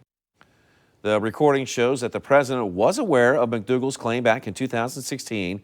Michael Cohen's attorney released the recording. So basically, the National Enquirer bought the rights to this story from the woman, and the president and his attorney were attempting to buy those rights from the National Enquirer. Deal never happened. President Trump set to meet with European leaders today about some new tariffs on U.S. products that could affect a lot of us here. Comes as his administration announced $12 billion in aid for farmers. We got a lot of farmers here in our viewing area. Department of Ag says farmers face an $11 billion burden from retaliatory tariffs, as they call that. Say it 10 times fast. A lot of lawmakers say farmers are caught in the crossfire of a trade war. In today's meeting between the president and leaders of the European Commission announced a 25% tariff on some steel products. They did that last week.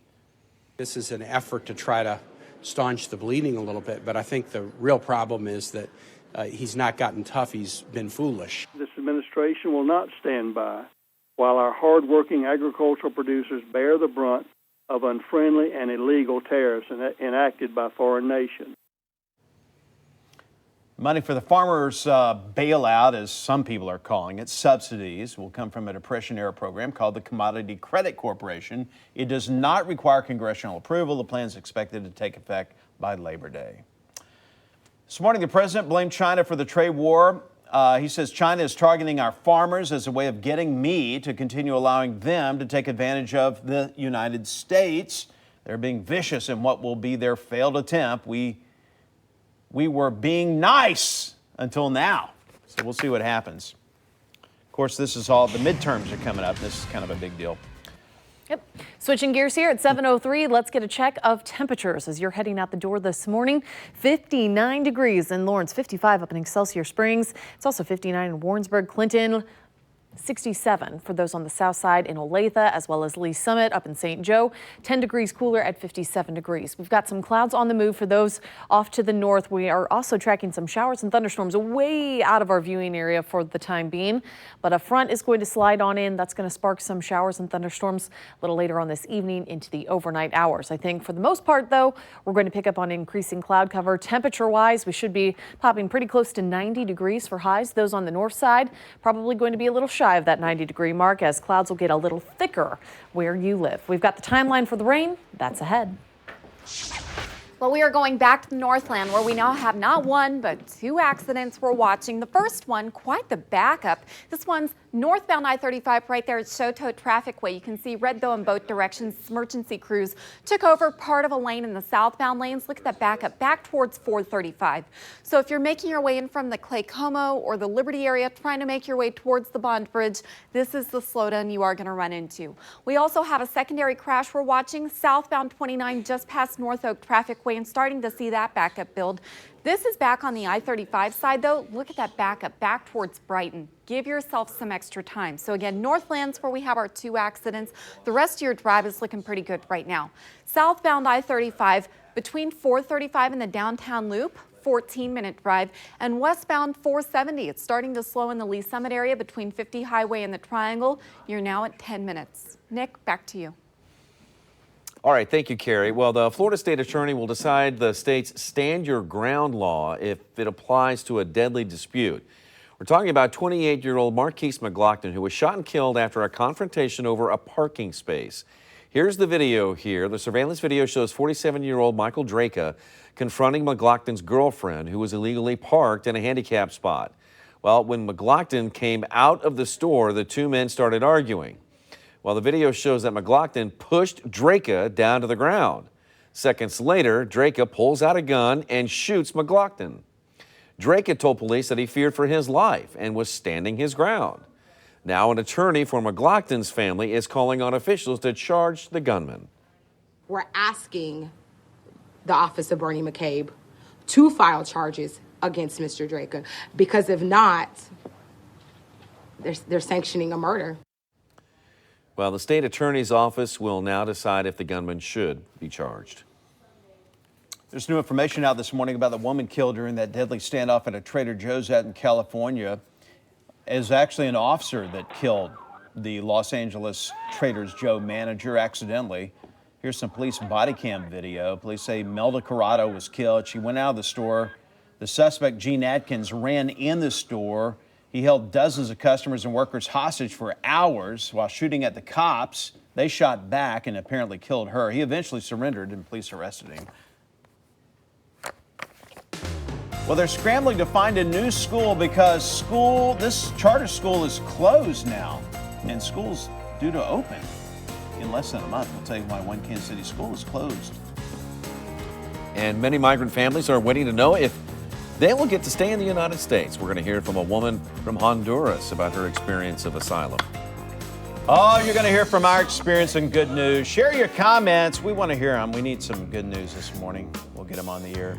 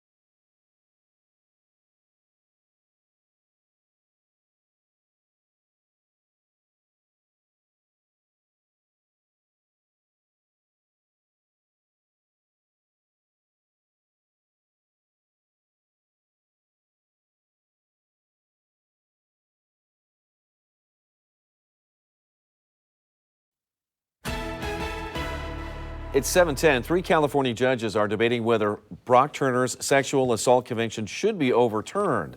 The former Stanford swimmer's trial made national headlines 2 years ago. His attorneys argue that Turner was looking for a sexual outer course, not intercourse. The word stumped all 3 judges. Never heard that. I've never heard that either. His attorney argues that Turner was fully clothed when he was discovered while his victim was partially nude. The attorney says there was no intent on Turner's part to sexually assault her. Turner served 3 of his 6-month jail time. A judge who sentenced him was recalled last month. The appellate court has 89 days left to make their decision. You may have heard by now that Demi Lovato OD'd. She's awake and responsive. Well, I don't know if she's up this morning. It's, what, 4 or 5 o'clock out there in L.A. But anyway, she's going to be okay. TMZ says paramedics found her unconscious in her Hollywood Hills home and gave her Narcan. She's really struggled with substance abuse for years and recently revealed that she had a relapse of 6 years of sobriety. So good luck to her. Ivanka Trump is hanging up her clothing and accessory line to focus on her public policy career in Washington. The announcement came more than a year after the 36-year-old stepped away from the company. She's a senior advisor to her father, President Trump. The licensing contracts for the brand are not being renewed, but will be allowed to run their course. But it was a time of desperation at the realization of the extreme violence in my country. Well, waiting for asylum, we are going to hear from a woman who's from Honduras, who's living in Kansas City with her son while her case goes through the system. Michelle? 7-Eleven, sunny and seasonable, but as we head into the afternoon, more clouds moving in, and then we're tracking a cold front. Details right after the break.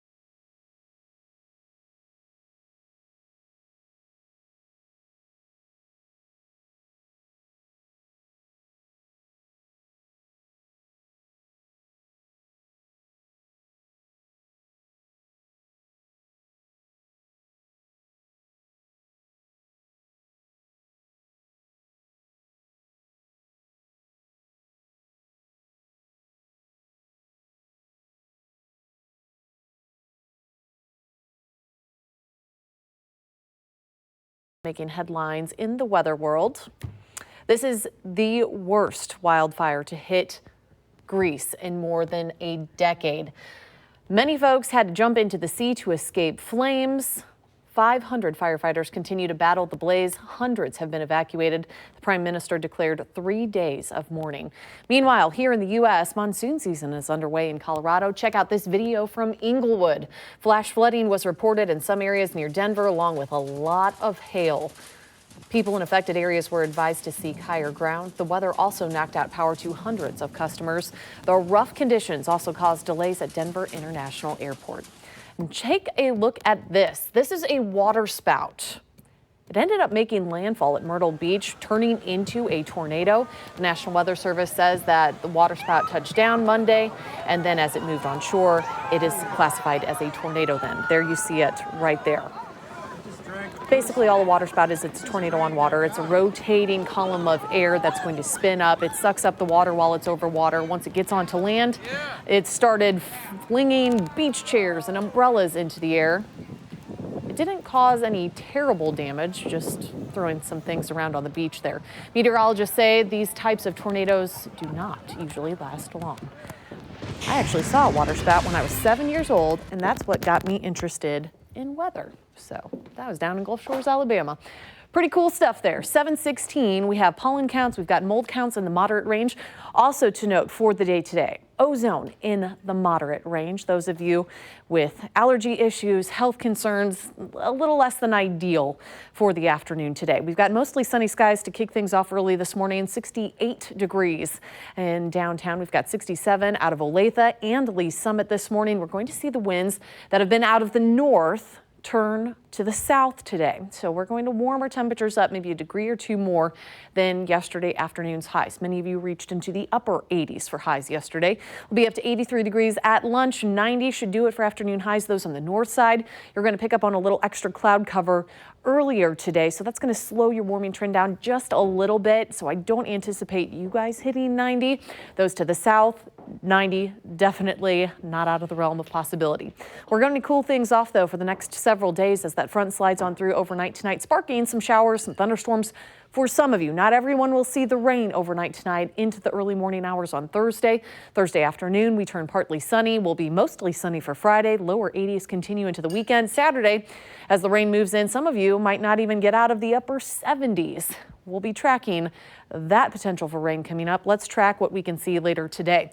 Here comes the cloud streaming on in from just off to the north as we put microcast into motion here. You could see how things are going to be rolling through later tonight, sometime after 9 p.m. That's a look at midnight. Some of those showers and thunderstorms have pressed on off to the south. Still a few lingering showers for those along and south of I-70. That'll clear out. We're dry for your Friday, and then widespread rain chances return for the weekend. Carrie? 7:18 this morning, and as we take a wide look at our real-time map, we have some red popping up in the normal spots like westbound 470 through Lee Summit, construction zone there. But we also have a couple of accidents in the Northland we're watching. Northbound I-35 at Choteau Traffic Way. Look at the red in both directions. So if you're coming in from the Clay Como, the Liberty area, southbound I-35 is extra slow this morning with speeds dropping to 15 miles per hour in some spots. Also, southbound I-29 just past North Oak Traffic Way. That's where we have an accident. Looks as though it's clearing right now. Look at those trucks driving off. Emergency crews now leaving, and that left lane of traffic is reopening. So hopefully the drive through here starts to improve. For now, again, the slowest travel time we have is northbound I-35. This is between the I-29 split and 152. It's a 17-minute commute. Nick, back to you. Well, just last month, President Trump issued an executive order to reunite families held in detention centers at the United States border with Mexico. For one mother from Honduras, separation from her son was never an option. Our Kathy Quinn joins us live from the U.S. Immigration on Northwest Prairie View Road. Kathy? Yeah, we'll call her Veronica, and she's actually here in Kansas City legally with her son. And he was 4 years old at the time that she came from Honduras because of the violent situation there, the gang violence. She didn't want her son to be part of it. She didn't want him to witness it. So she wanted to speak out to help other families and to also dispel misconceptions about immigrants like herself. She's a very hard worker. She's got a full-time job as she waits for a decision on whether or not she's going to be deported or to be able to stay here. She left then 2 years ago with her son because of all the violence, but she was never separated, and they stayed at 2 different detention centers, and that's one thing she says she feels blessed for. One time they stayed 21 days in Texas without being told exactly what the next step was. And at that time, she said it was a frightening situation. She was scared, not exactly sure what was going to happen. So basically what asylum seekers like herself, they go through a credible fear screening where they get interviewed, then goes to an immigration judge, then they go to detention, which is what Veronica did twice, and then immigration court. That's the next step with no guarantees. And in this case, she has an attorney who's working pro bono, which means he's not charging her. And And then there's the final one, release from custody. And sometimes people with pending asylum cases are released on parole, and other times they remain in detention. Obviously, she's working full time now. She says waiting for the court to decide whether she can stay or be deported, it's difficult, but it's all worth it as long as she's with her son. Salir de mi país donde yo nací. It was a very difficult decision to leave my country, where I was born and where my family is. But it was a time of desperation at the realization of the extreme violence in my country. It was all to save my son's life. All right, so as we mentioned, she is waiting for that decision. It comes in September on whether or not she will stay here permanently as a permanent resident or she will be deported. And right now she is a temporary permanent resident. Kathy Quinn, Fox 4 News. Thank you, Kathy. Well, happening right now, rescue crews in Asia are looking for hundreds of people missing because a dam collapsed there. Happened in Laos, 6,000 people are out of their homes right now. Water swept away a lot of those homes. The dam collapsed, didn't have any warning. United Nations says 20 are dead, several hundred are missing. All right, we've had a lot of recalls lately on food. Listen to this one. Do you like the salsa con queso from Taco Bell? Well, Kraft Heinz makes it. It's a cheese dip, and then they're taking it off store shelves because it could have botulism.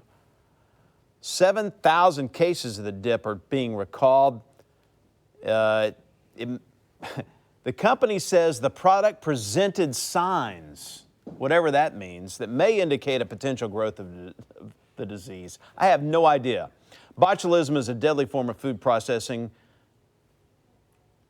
If your dip has a best by used date by October 2018 to January 196, throw it out.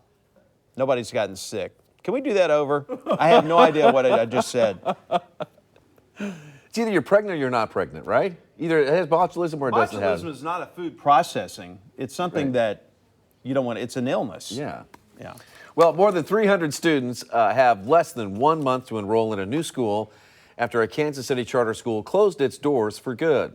The University of Central Missouri decided not to renew its charter contract with Benjamin Banneker Charter Academy. UCM says it's because of consistently low academic performance. In 2017, the school's percentage of students at or above grade level in English was 22%. Its percentage of students at or above grade level in math was 12%.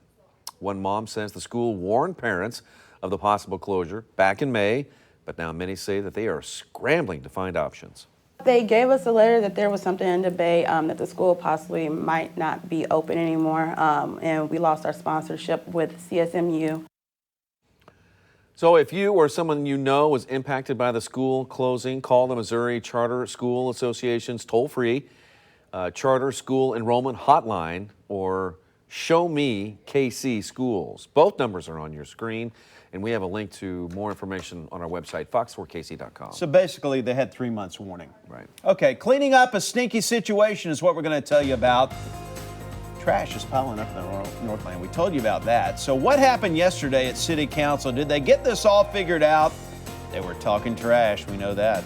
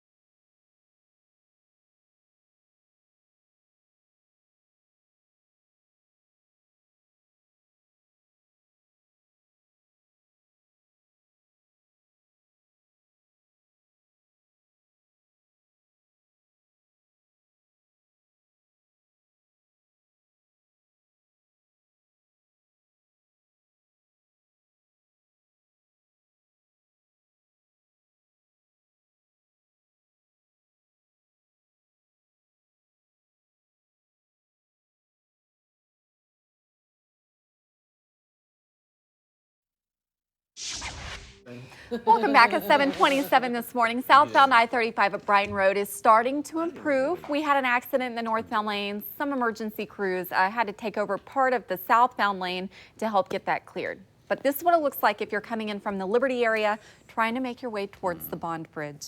Not bad. The weather is getting better here. I mean, we have less moisture in the air, and that's making it feel a little bit better. It's been awesome. It's been awesome, and we're finally going to get some much-needed rainfall. If you don't get it tonight, well, just hang on for the weekend. Some of my relatives and friends down in Texas. I used to work in Waco, and it is hot down there. Yep. How hot, How hot is it, Mark? It Mark? was so hot that I don't have any jokes. No. It was an 114. all-time record high. 114 degrees. That's like Death Valley temperatures. Yes, I think Death Valley was up to 124. Wow. Something crazy like that. Oh my goodness. Can you imagine? Nope. 114 degrees. You think it's bad enough when it hits 100 here with the heat index of like 110. All right, for extra credit, what famous drink was invented in Waco, Texas? In fact, they used to call it "Shoot Me a Waco" when you would order it. What? Tequila. I'll give you a clue. Is 10, 2, and 4. 10, 2, and 4. Beer? Wrong. Dr. Pepper. Dr. Pepper. Remember the latest says 10, 2, and 4? That's when you're supposed to drink a Dr. Pepper. Oh, really? They have a great museum down there if you ever, and it's in air conditioning, so. Interesting. Leslie and I were married in Waco. We worked down I didn't there. know that. Aw. Fun fact of the day. Yeah. Actually interviewed David Koresh. Have you heard that story? No, I've never Mark heard is For another full of time. stories. For another sure. time. Interesting. Someone in California might consider an early retirement. Yes, they might. What is this about? It's about the Mega Millions because somebody bought a single ticket. And they won about $522 million. That's before the cash payout and before taxes, of course. It's the 5th largest Mega Millions jackpot in history. Think they've signed the ticket yet? I hope they signed it ahead of time. I bought a Mega Millions. I think I still have it here. And you know, I did not sign it, but I always make a point to sign the ticket because if you drop it and somebody else gets it, it's theirs. Is California one of the states where they have to come forward and Yes, I do believe. So we're gonna know who they are. Right. Okay. And there he is announcing the numbers. All right. That's a good gig. Back to 40 million. Students at the University of Nevada, Reno get a $10 million bill for an online class. They did? It turns out it was a computer glitch. Oh. The glitch was fixed over the weekend, but the 3,400 students in the online classes are getting corrective notices from the university. A corrective notice. That's big. 7:30. It is Wednesday morning. Waking up, we've got the sunshine, we've got low humidity, and some of you off to a pretty cool start. In the case of Excelsior Springs, at 57 degrees, it's 59 out the door in Lawrence. A little warmer for those on the south side. 67s from Lee Summit, also in Olathe. 69 up at KCI. We do have some clouds on the move. You could start to see those entering the corner of your screen there up into northeastern Kansas, extreme northwestern Missouri. We're going to see much more in the way of cloud cover arriving as we head towards the lunch hour, points thereafter. Then we're tracking some rain chances for late this evening into the overnight hours. Until the rain arrives and that front does, well, our temperature should be warming up to about 90 degrees for afternoon highs today. Those of you on the north side probably going to be stuck in the 80s, especially as the cloud cover gets a little thicker where you are at. We'll talk timeline for the rain overnight tonight. Coming up, Carrie. Hey, it's 7:31 this morning. Still looking pretty good for the most part, but still watching some problems up in the Northland. Check out this situation. This is southbound I-35 just past Brighton Road. This is a slowdown. Part of it's normal, part of it's because of a crash that we had in the northbound lanes. I'm wondering, though, if what we were watching in the northbound lanes is cleared or is at least in the process of clearing, because we are seeing some improvement. As we take a look at our real-time map, we've got some yellow there. And again, it's southbound that's really slow. I'd love to show you a camera right there at Shoto Traffic Way, but unfortunately they're not working, so the one we just saw is the best we're going to get. Travel times, though, still show that southbound I-35 between 435 and the downtown loop is jammed. It's a 19-minute drive. Westbound 70 coming in from Blue Springs is starting to slow, making your way towards 435. You're looking at a 16-minute commute. Nick and Mark, back to you. All right, Carrie, thanks. Family members have done all they can do to locate 74-year-old Jesus Gonzalez, and they're hoping that you can help. Now, here's why you should care. This guy is 74. He's got dementia, he has seizures, and he doesn't have his medicines, all right? Let's get to Carrie Wickersham. She's covering this story. Carrie? We're near 34th and Lathrop in Kansas City, Kansas, where Gonzalez disappeared on July 4th. And what a difficult 3 weeks for that family. The silver alert was issued on July 5th, and the family has searched abandoned houses, hospitals, shelters for Jesus to no avail. Like you said, he has dementia. He suffers from seizures. Family members say Gonzalez has wandered off before, but they've always been able to find him. It is real hard.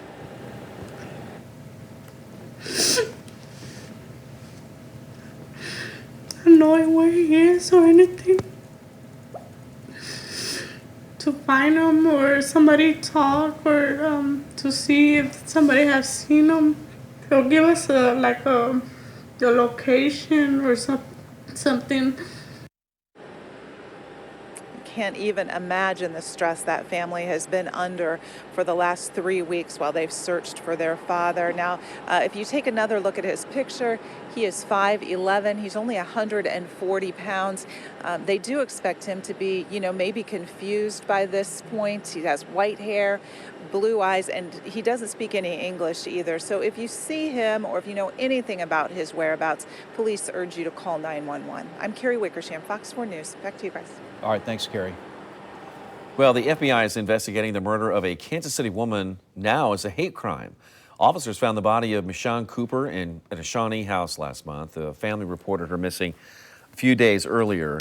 This guy, Ronald Kidwell, is now charged with second-degree murder in her death. Kidwell's daughter described her father as an open racist who bragged about being in the KKK. The FBI has not released any other details about its investigation. Police are working to find out who shot two people near a high-rise apartment complex in Kansas City, Kansas. Officers found a man and a woman shot in the parking lot at the Wyandotte Towers near 9th and Washington. Both are recovering in the hospital this morning, and witnesses say an argument over drugs sparked the shooting. No word if police have arrested anybody. Well, investigators found the car that hit and killed that teen in Cass County, 15-year-old Gavin Cush died Sunday night walking along the highway there. He and a friend were out walking and D Highway near Route 00, and the car hit him, knocked him into a ditch. Driver took off. They're still looking for the person who drove that car, but they did find the car. President Trump is back in Washington this morning after being here in Kansas City yesterday. He spoke at the VFW convention. We carried it live. He talked about tariffs, immigration, North Korea, military spending. The administration is committed to ensuring that our warfighters have the tools, the resources, the firepower that they need to defeat our enemies with overwhelming force. After speech, he went north a few blocks to the Marriott where he supported U.S. Senate candidate Josh Hawley at a private event. Dozens of people were downtown after the president left. This is like from 4 to 6. This is at Barney Alice Plaza, and they were protesting. Several people protested his visit at the VFW convention were veterans themselves.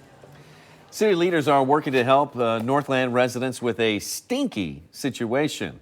Kansas City's 311 call has gotten more than 7,500 complaints from the Northland this year. That is double the calls from south of the river. Recently, the contractor with WCA Waste Corporation added 4 more trucks to the Northland routes so that service can catch up.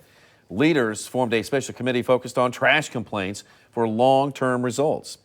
If your trash is not getting picked up in Kansas City, call 311. Well, we have a follow-up on the deadly duck boat incident from last week. We'll tell you how Missouri lawmakers, U.S. lawmakers from Missouri are working to make sure it doesn't happen again.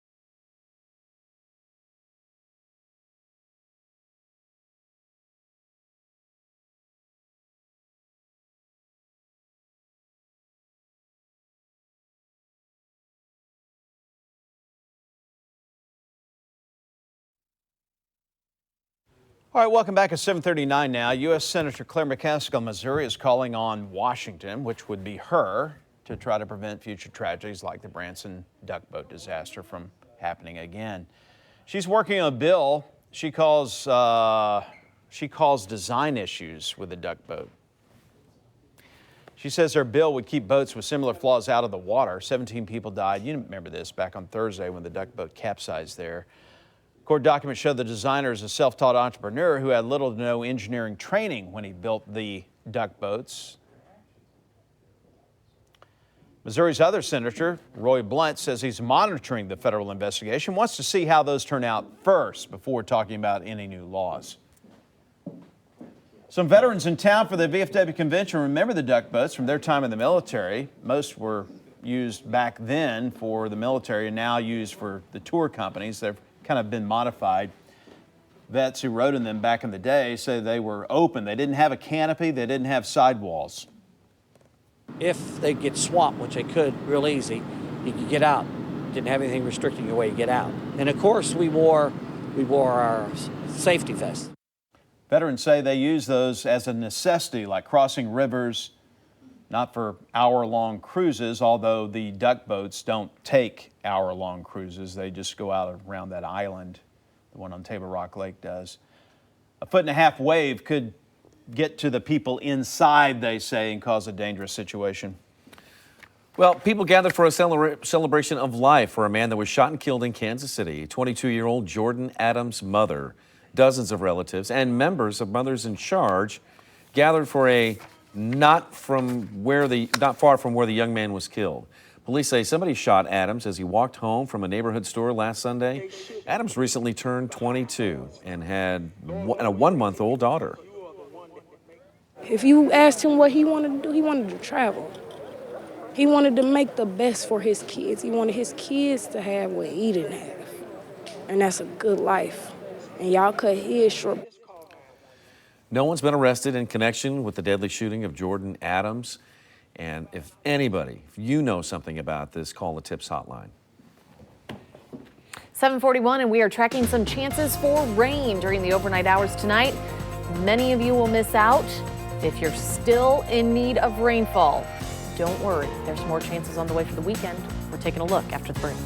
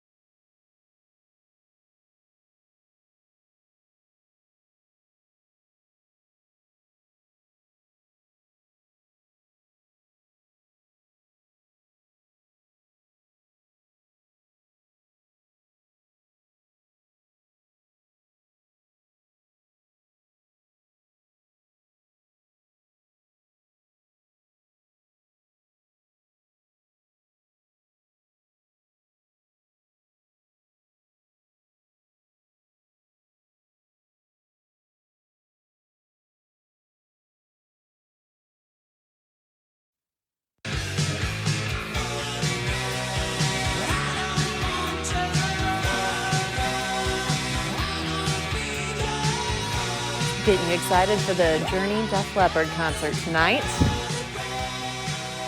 If you are headed downtown for that show, just know that there are going to be some clouds on the move. We're also going to be tracking some rain chances for later tonight and into the early morning hours tomorrow. And here's what we're tracking for you just off to our north and parts of Nebraska and then also Minnesota. This is all associated with a front that is on the move. It'll be sinking to the south. This morning, we're picking up on some cloud cover in northeastern Kansas, northwestern Missouri, but that's about all we'll see for the day today. Once we get into the evening hours, the overnight, it's a whole different story. Here's a live look in Kansas City. Some high thin clouds way off in the distance. Lots of blue sky, lots of sunshine. We're off to very, very cool temperatures in Lawrence. 59 there, 66 down in Clinton, 63 now up in St. Joe, where they have some lower visibility down to about 3 miles currently. We've got 64 out of Liberty. A little warmer, South Kansas City at 67, Shawnee 69 degrees. These temperatures in the 60s, warming through the 70s on up to 83 degrees at noon, and then 90 should do it for afternoon highs. We'll bring in extra cloud cover. Some of you might not necessarily hit 90. That's mostly for those on the north side where the clouds are going to be streaming in a little earlier. With that extra cloud cover comes slightly lower UV index number. We're at a 7. Still protect your skin. Wear the sunscreen. Some of those showers will linger around for the start of your Thursday. Otherwise, partly sunny into the afternoon. Much cooler temperatures arriving for the last half of the work week. Will be sunny. 82 for a high on Friday, lower 80s continuing for Saturday. More rain chances arriving, and those will be a bit more widespread late Saturday into Sunday. Microcast going to be bringing in some rain chances a little later on tonight. You can see 9 p.m. It's starting to work its way on into northeastern Kansas, northwestern Missouri. It'll be making its way on in by midnight, sinking to the south during the early morning hours. This particular model, it's a bit more aggressive, a bit more widespread. I really don't think everyone will see the rainfall. The better chances for that will arrive this weekend. Otherwise, drier and still remaining on the cool side into early next week, Carrie. Well, it's on the Missouri side where we continue to see some problems. First of all, look at this. Westbound 70 making your way towards Nolan Road. We've got some red popping up on our real-time map with speeds through there dropping to 23 miles per hour. Southbound 435 at Eastwood Traffic Way. This was initially reported as a stalled car blocking a lane of traffic, but I think this is an accident. Look at that backup back past I-70 this morning. So southbound 435 drivers, this is what you're going to run into. And look here, whatever activity is out there has been pushed off this right shoulder. Several emergency cars there on scene, and we have more on the way. So again, a big backup on the east side of the metro, southbound 435. Extra slow this morning. Good news, though, in the Northland, northbound I-35 at Soto Traffic Way. This crash has finally cleared, and northbound drivers now have green. Southbound I-35, though, still slow coming in from the Liberty area between 435 and the downtown loop. That's a 19-minute drive. And that's Fox 4 Power Traffic. Back to you. All right, Carrie, thanks. The University of Kansas is in hot water over an American flag again. The American flag with some black paint on it and a sock started flying at KU earlier this year. People got upset about that. It's part of a project called the Pledge of Allegiance. After receiving a backlash of complaints, the university moved it to the Spencer Museum. Well, now the Andy Warhol Foundation has stepped up, and they're asking the university to move it back to its original spot. The foundation says the school is censoring the artwork. So far, KU's not commented. Another new hotel could be coming to downtown Kansas City. Colorado developers proposing a 13-story Hyatt House Hotel for 9th and Broadway. There's what it'll look like. Pretty. Have about 150 rooms. There's a parking lot on that property right now. City planners still have to sign off on it. Tomorrow, the U.S. women's national team is going to be playing right here in the Metro. They are, this just in, they're really good, Mark. Yes. Marcus Officer explains how you can see the 2018 Tournament of Nations. 4 of the world's best women's soccer teams will be right here in the Metro playing 2 matches in a single day on Thursday. That's tomorrow. But you get a first chance to get a look at the women's national team as they open up a training session tonight here at Children's Mercy Park, actually here in the Legends. Now, this is the first time since 2016 that we'll be able to see the women's national team play live in the Metro. They're actually undefeated here in Kansas City, so they got a good chance to keep that streak going. They've won 3 World Cups. This is really one of the world's absolute best international teams in history, but they'll also be joined by 3 other elite teams that have all qualified for the 2019 Women's World Cup. That'll be in France. You got Brazil, Japan, and also Australia. Now, we're going to take a quick look at the schedule so you know what you're dealing with here. Tomorrow, Thursday afternoon, 3:15, Brazil will take on Australia. That's 3:15. And then at 6 o'clock, you got Japan versus the U.S. This will be a rematch of 2 World Cup finals. So it should be some good games coming up, some good players. You still have a chance to get tickets. In fact, we found tickets as low as $26 on a couple websites. You get them for $30, $40. But again, tickets on sale to see 4 of the world's best right now, including one of history's best women's soccer teams live at Children's Mercy Park. So if you can't make it, try to find a way to watch it. But if you can't make it, have a good time. Tweet us, show us some pictures, let us see how it goes. That does it for us here at The Legends. Marcus Officer, Fox 4 News. All righty, you know what it's time for? That's right. All right, Becky has a Tell Me follow-up for us this morning. Oh, my As goodness. promised, pictures from Niagara Falls, Canada view from our Right. hotel. I Because you told her said to go to Canada. that's the better side. Uh-huh. It was amazing and beautiful, and that is absolutely stunning. Look how blue that Have you guys is. ever been there? And Have the you ever rainbow. been to I have Niagara not, but You it's gotta on my go. bucket Have you list. been? I've been up in that area, but never to the falls. Gotta go. It's Gotta just go. unbelievable. Thank you for sharing that photo with us. Sharon says, my daughter who goes to college in southeast Missouri will be home for a visit 1 week from today. It's always fun having your kids come home. I always enjoyed going home to see my parents. Did you? Yeah. Get They the did great for laundry you. done. Yes, exactly. Yeah. I'd bring home Your a kids huge come home. thing. That's great for you, isn't it? They still do. No, I like it when they come home. Got some money? Yeah. Yes, that's usually how Money that and works. laundry Yep. and food. JoJo says, I want to say I'm proud of you teen girls and the adults that were there to help you put together this Girl Scout Aw. day camp. Unlock your imagination. Now take a look at this. And James shared this video online, said getting look him at this guy trained up mowing. at 8.5 and already making smooth turns on the zero turn. Proud Matt of Stewart him. would not be happy. I know. Remember his I know. backyard dangers? We're all going to die from the mowers. But he trained him and he knows what he's doing. But he's still and too he's young, very according proud. to Matt Stewart. Well, fair enough, but I think that young man knows what he's doing. He did pretty good there. Good job, I young wouldn't man. know what He to didn't do have the on one of blade those. engaged, right? Probably not. Probably. No, not going up the ramp. Yeah, you don't right. have the blade engaged. Yeah. By the way, bonus, tell me something good. Yeah? People are loving your hair this Oh, well, morning, thank Michelle. you. You look very I got nice it. today. I got about 6 inches cut off about 2 weeks ago. So thanks And you for noticing. flattened it. Yep. You said you had a flattening iron Yep. or something? Straight ironed it. Haven't done that in How a while. long did that take? 2 minutes. Really? Yeah. Okay. All righty then. I'm just curious. All right. So it's naturally curly. You got the Wavy, yes. wavy. Oh, yes. So. 2 ducks right there. Aflac. Causing some problems in one Michigan town. We'll tell you why neighbors are working to get rid of the therapy ducks.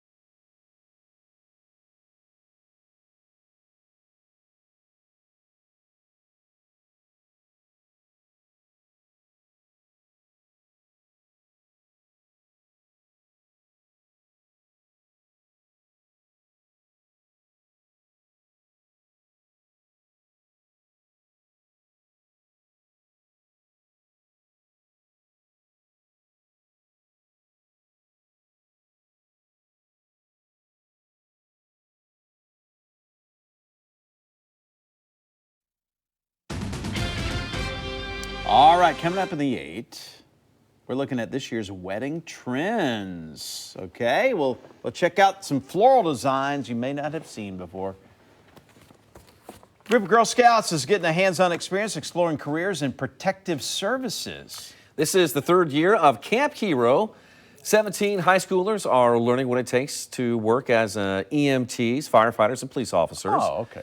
The week-long camp gives girls opportunities to learn about crime scene processing, search and rescue, and even use the jaws of life. We had to pick it up. It was like 50, 60 pounds, and it opens and, and closes. We literally take the car apart and remove the patient from the vehicle. Camp Hero is going to conclude this Friday with a closing celebration for the Girl Scouts who participated and their families, of course. Hey, 2 pet ducks are creating a little controversy in a Michigan town. Can you provide the net sound, Nick? Thank you. 12-year-old Dylan has 2 therapy ducks. His doctors say the ducks helped him calm down, and his mom says they've taught him compassion. The city says they got to go, though. Georgetown Township says it's gotten several complaints from the neighbors because of the sight and the smell. They say they're offensive. Oh. And it's bringing down the home values, they say. Oh, darn. Maybe if they put a service vest on those ducks there, Maybe that might help so. them. What about the dog? Yeah. What about this dog? Well, this rescue dog was stuck in the mud for more than 40 hours. And Tino, the rescue dog, found the pooch near McCleary. It's in Washington. Oh, okay. Crews then used ropes to pull the puppy out. That looks bigger than a puppy. Yeah, that puppy's now back home with his family. And Tino, the search and rescue dog, works for a non-profit So group let me in get this Seattle. straight. One search and rescue dog found another dog stuck in the mud. Is that it? That's right. Biscuits for everybody.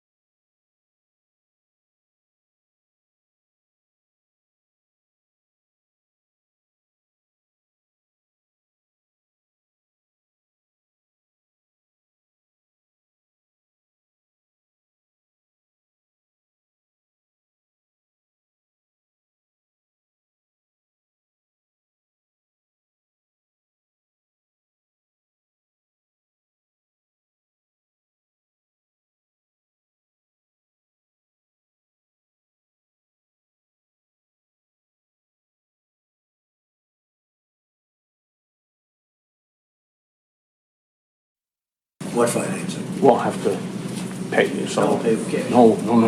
I got no. Just minutes ago, President Trump responded to a secret recording released overnight. We'll have his reaction. Well, there's some new court documents out that shed some light on the boat designer for the Ride the Ducks, and it looks like he may not have had any official training at all. And if you just bought one of these, do not open the queso. We have another recall to tell you about. Fox 4 News at 8 starts right now. Okay.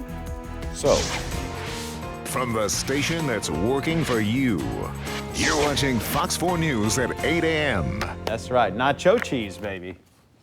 Hey, good to see you. I'm Mark Alford. You're stuck with me for another 2 hours, all right? I know you're not happy about it, but just I to think deal with it, all we're right? doing all right. Doing all right. I'm Nick Vassos. We have your forecast here You're who? in just a minute. He didn't call me Mitch this time. One day after visiting Kansas City, President Trump is responding to a secret recording that we've been telling you about this morning. Yes. It emerged overnight, and it appears to connect him with an effort to buy the rights to a former Playboy model's story. Her name is Karen McDougal, and it's a story that she had an affair with him more than a decade ago before he was even a candidate. The audio is a secret recording of a 2016 conversation between then candidate Donald Trump and his attorney Michael Cohen. Let's take a listen. Let's do I've it. spoken to Alan Weisselberg about how to set the whole thing up with So what are we going to pay? funding. Yes. And it's all the stuff. All the stuff, because you never know where that company, you never know where he's going to be. Gets it by Correct. So I'm all over that. And I spoke to Alan about it when it comes time for the financing, which will be. Listen, what financing? We'll have to pay you. So Don't pay with cash. No. The FBI seized the tapes from Cohen's home and office during a raid in his office in April. All right, so just minutes ago, the President Trump responded. He says, what kind of lawyer would tape a client? So sad. Is this a first? Never heard of it before? Why was the tape so abruptly terminated? Cut. Well, I was presumably saying positive things. I heard there are other clients and many reporters that are taped. Can this be so? Too bad. Now here's what his attorney Rudy Giuliani said about it. The transcript makes it quite clear at the end that President Trump says, quote, don't pay with cash. Cohen then interrupts and says, no, I got it. And then you hear distinctly, if you're careful and you slow it down, check. And then Cohen follows with no, and then quickly cuts off the tape. I need a diagram to follow this story. Some analysts say the recordings release suggests that Cohen is looking out for himself. He said he was going to look out for himself and his family now. President Trump is set to meet with European leaders today about a new tariff on American products. White House laid out a $12 billion plan to help farmers, many in our viewing area. Department of Ag says farmers face an $11 billion burden from what they call retaliatory tariffs. And the president had this to say: China is targeting our farmers, who they know I love and respect, as a way of getting me to continue allowing them to take advantage of the U.S. They're being vicious in what will be their failed attempt. We were being nice until now. China made $517 billion on us last year. Trump administration says the aid is a short-term fix until the president can figure out a long-term plan. I'm worn out. Michelle, tell us about the weather. Yes. It is absolutely gorgeous out here on the weather deck. I think I need to remember next hour to bring out my sunglasses because it's also really, really bright. We have blue skies overhead. Way off in the distance, just off to the north, we've got some cloud cover rolling in. But first, let's take a look at those temperatures. We're up to 75 degrees now in downtown and some of the surrounding areas. 65 for Smithville, DeSoto, 67 in Lawrence, up to 71 for KCI and Lee Summit, as well as Gardner, 70 in Olathe. And we've got clouds on the move into northeastern Kansas and northwestern Missouri. No rain. I think we will stay dry throughout the day today, but rain chances will start to increase a little later on tonight. For afternoon high temperatures, we're going to climb into the low and middle 80s around lunch. Should spike right around 90 degrees for afternoon highs today. Those of you just off to the north of the metro area where the clouds are going to get a little thicker earlier, your temperature is probably going to be just a tad bit cooler. You'll be stuck in the 80s for highs today. We'll talk more in detail about the timeline for the rain. And if you don't see the rain tonight, don't fret. We've got more chances this weekend. Hey, at 8:05 this morning, we have a few stalled cars spread throughout the metro. Not enough to really impact your drive, except for one. And this one's on the Missouri side. What was left of an accident southbound 435 at Eastwood Trafficway. Look at that backup building back past I-70 this morning. With that red popping up on our real-time map, that means speeds are as slow as 25 miles per hour. We are going to take a live look outside of what's left. But first, westbound 70, if you're coming in from Independence, headed towards the sports complex, we've got a lot of yellow out there. So here is that live look outside. Stepping this direction, if you look close, you can see those flashing lights. It's all been pushed off on the right shoulder, but just enough to impact the drive. And a quick look at those travel times. Again, southbound 435 jammed, 22-minute drive, and westbound 70. This is between the sports complex and the downtown loop, also jammed this morning at 18 minutes. Mark, back to you. All right, let's get back to the duck boat story, because new court documents released show the designer of the duck boat that sank had little to no engineering training. Robert McDowell is a former owner of Ride the Ducks. In his own testimony last year on a separate issue, he made some money by altering and manufacturing dozens of amphibious vehicles, even though he didn't really have the proper skills to do so, admittedly. He turned his Ride the Ducks into a lucrative boat business, made a lot of money, and then sold it in 2004. Well, Ripley Entertainment bought it from him, and they own and operate the Ride the Ducks program, all right? You know, Ripley's, you know that company. Well, a mechanical inspector said he warned them, and you've heard this before in our area, that he warned them about the big design flaws almost a year before last week's tragic accident that killed 17. Funeral service for William and Janice Bride of Higginsville is tomorrow. A visitation service will be held for them from 1 to 2 at the First Baptist Church of Higginsville, and the service will follow at 2 in the afternoon. They're survived by 3 daughters and 16 grandchildren, 2 of the victims on the duck boats. Police are looking for a Kansas City, Kansas man with dementia. He's been missing for a long while now, almost 2 weeks. This is 74-year-old Jesus Gonzalez. He was last seen 34th and Lathrop on July 4th. The police issued a silver alert the next day. His family says along with dementia, their father suffers from terrible seizures. He needs daily medication and has been without it for 3 weeks. He is 5'11". He weighs about 140 pounds. If you see him, call 911. Demi Lovato's in the hospital after a drug overdose. We'll tell you what drug and some of the reactions from her celebrity friends. And parts of the East Coast are soggy with record-setting rainfall, and they could get even more today. It's 8:07.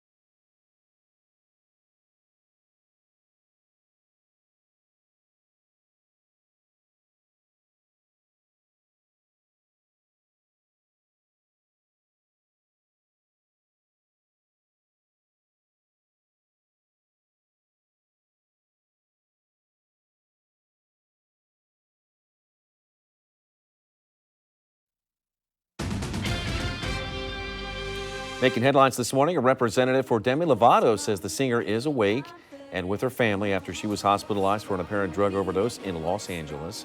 The statement released Tuesday evening thanks the singer's fans for their support and calls for them to respect the 25-year-old's privacy. Lovato has been clean for 6 years after struggling with cocaine and OxyContin addictions, but she recently confessed that she had relapsed. Celebrities shared their messages of love and support on social media. Lady Gaga tweeting that we should all wrap our arms of love around Demi Lovato. I am so happy that you are alive. Thank God. If I know my monsters as well as I believe I do, we wish you self-compassion and inner peace, and may you receive the love so many have for you. And Nick Jonas also tweeted, like all of you, I am reeling at the news about Demi. All of us love her and need to pray for her to get well. She is a fighter. Hashtag pray for Demi. May want to double check what's in your fridge, maybe in your pantry if you haven't opened it yet, because Kraft Heinz is recalling Taco Bell cheese dip from stores because it could have botulism, and that's a potentially deadly form of food poisoning. You don't want to get it. Well, yesterday, that's Tuesday, right? Yesterday, they announced recalling, see, I'm confused again, recalled 7,000 cases. How many jars are in a case? 24. I don't know. But anyway, it's a lot of dip, a lot of queso. So if you have this, you need to return it, throw it out, discard. It's got a Best Buy use date from October 2018 to January 2019. See how I divide fractions in the Right. scripts? I'm thinking about something else. I Okay. think there's more in a case than just 24. Sorry, I was thinking about beer. Okay. Nobody's gotten sick from the queso. Good. So that's good. You don't Michelle. want that. 8:12, and we are tracking some chances for rain later tonight. Better chances on the way for the weekend. All the details and the timeline when we return.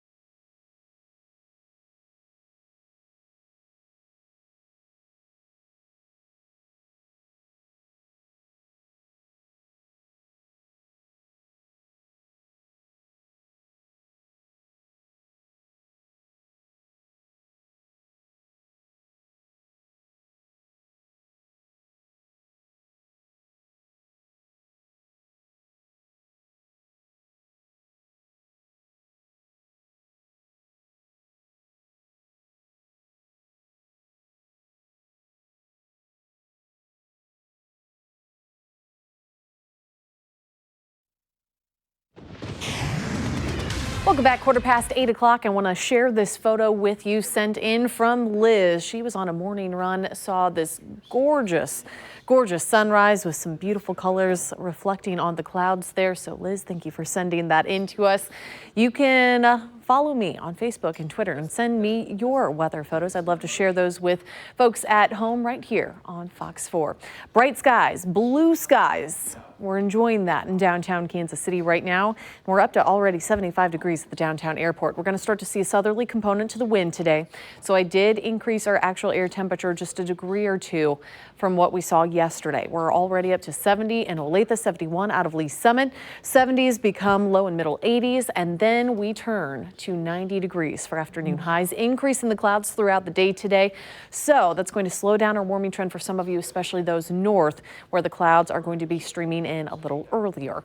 We will have rain chances arriving late tonight along with a front. Some of that will stick around for the first half of your day on Thursday. I think late morning, though, it's all out of here. We're going to enjoy partly sunny skies, temperatures a little cooler in the middle 80s, lower 80s for Friday and Saturday. Better chances for more widespread rain return to the forecast for Saturday afternoon. That'll stick around into the end of the weekend as well. Satellite and radar showing a lot of that cloud cover streaming on in currently. We won't really see any precip until we head into those overnight hours. There's a look at showers and thunderstorms firing up around 8-9 p.m. in parts of Nebraska, sinking to the south. That's a look at midnight. Rolls on through. We're still left with some lingering light activity early tomorrow morning, and then it all pushes out of here, leaving us with some clearing to take place for the end of the work week. Carrie? Well, we are still watching slowdowns across the metro, and we are going to start with the Kansas side as we take a look at our real-time map, focusing on some red that's popping up. This is westbound 435 right there at Antioch, where we do have a report of a stalled car, and it's starting to slow down pretty quick. So we're taking a live look outside, and you can see that car there blocking the right lane of traffic. Everyone's slowing down to get around this. So again, westbound 435, extra slow on the Kansas side. Checking speeds, 470 through Lee Summit, westbound 470 to the Triangle. A little slow to be expected at 23 miles per hour. And keep in mind, there's still a report of a stalled car southbound 435 at Eastwood Traffic Way. This is from an earlier accident, making some progress to get that cleared, but you can still see that backup building back past I-70. Give yourself some extra time. And that's Fox 4 Power Traffic. Mark, back to you. All right, thank you very much. Museum at Prairie Fire sponsoring a learning event that is out of this world. It's a way to connect underserved schools with STEM learning? STEAM now. STEAM learning? They added the A. They added the A. Okay, thank you. Kathy's going to tell you about that. Okay, she's at Ridgeview Elementary. Kathy, good morning. Yes. Good morning. I'm with the principal, but I'm not in trouble this morning. And I also have Terry and Kim with me talking about the museum and how their connection with Ridgeview. And we're in Leadership Lane here, where these wonderful students are going to be learning all about this. We'll be talking to them through the 9 o'clock hour. So explain the connection and how you chose Ridgeview for this special program. Well, Ridgeview is one of our KC Urban Advantage schools, one of 7, now 8 that we have. And we go out with our KC Urban Advantage program to Kansas City's most underserved schools, and we provide a stout STEAM experience in the classroom, on site, and with their families. Every single student in every single class, year after year, in hopes of promoting future STEM careers right here in Kansas City. And usually we hear of it called STEM, but they've added the arts in there. So STEAM, you've got science, technology. What does this mean for the students? Because otherwise they wouldn't be able to get involved with this program. And what they're going to be doing is making gloves for outer space, right? That is correct. That we actually have an engineering camp going on this week for our students, and so we're very excited about that. This will be our 3rd year of working with the museum at Prairie Fire, and our students have had an opportunity to go to the museum. Their families have had that same opportunity. We've had the museum come into our building and meet with our teachers. So again, we are just trying to develop that partnership and do what we can to help meet the needs of our students. And in the end, the kids are going to be learning. And we'll be talking next hour with some of the students and also talking about a big thing where you're trying to fundraise also for your KCUA program. Yes, that's Night at the Museum, which is our annual fundraising gala. It's on August 25th, and it really allows us to sustain this program through the year. It's fully funded by the museum, and Night at the Museum, that's our big fundraiser. All right, very good. I can't wait to talk to the kids, see what they think about it. All right, guys, back to you in the studio. And on the tree there, what animal is that? Ooh, the bell. That's a panther. Oh, okay. Mine is a cheetah. She's like me. Oh, what's on the wall? All right, thank you.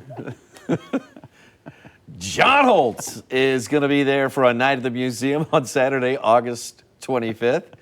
The John Holt? The John Holt. Wow. We're going to have more details on our website, fox4kc.com. Well, the summer heat can get to all of us. Makes us a little loopy. Well, our pets are affected too. Coming up, our morning show treasurer, Marcos Officer, will be live at Camp Bow Wow with some tips. Today or tomorrow? Today, was that yesterday? No, it's today. With some tips to keep your furry friends safe, Nick. Calling all brides to be. Have you picked out your flowers yet? We're going to take a look at this year's top trends for floral arrangements. Isn't that pretty? We'll be back. It's 8:21.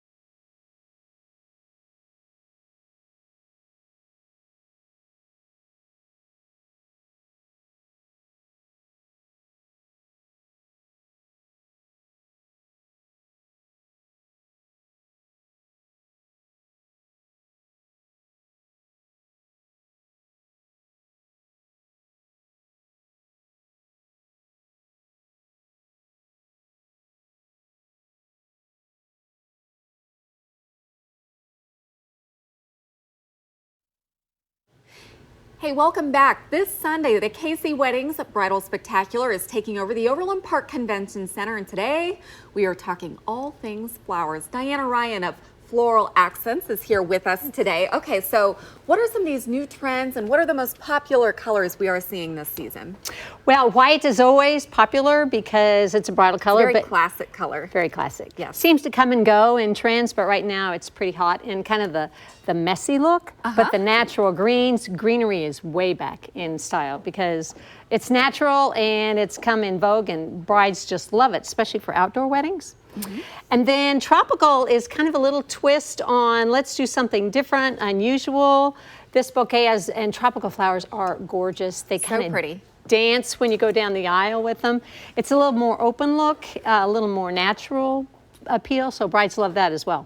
And what about roses? Roses seems to be very popular, very classic. Are they still popular when it comes to weddings? And bouquets. Yes, roses are always in style. And the breeders, God bless them, they breed all the colors that we want. There's a lot of blush roses, which is a very popular color right now. And they breed these, and there are multiple colors of pinks and reds. And so roses are always popular. You can always find a rose in whatever color you're looking for. Exactly. And roses are not expensive like most people think. Most people think they're expensive because Valentine's Day, but actually they're middle of the road. So they're a great accent to the bouquet. And for those people who are planning destination weddings, like at a beach, would you say that this is probably best for them? The bright colors and tropical flowers? Absolutely, yes. And the kind of a monochromatic color harmony works great because then it blends nicely with the bridesmaids' dresses. Okay. All right, well, thank you so much for your time today. KC Weddings Bridal Spectacular, again, is this Sunday at the Overland Park Convention Center. Doors do open at 10 o'clock. Tickets are $14 at the door, but $10 if you purchase in advance. And again, We're going to have your chance to win a pair right now. All you have to do is call the number you see there on your screen. That's 816-576-7744. Oh, yeah. Hi, guys. We're teaching you, we're going to show you how to properly work out your pets in this summer heat, signs to look for and things like that. We get to see dogs today, and we'll see more, even more coming up after the break. Yeah, girl.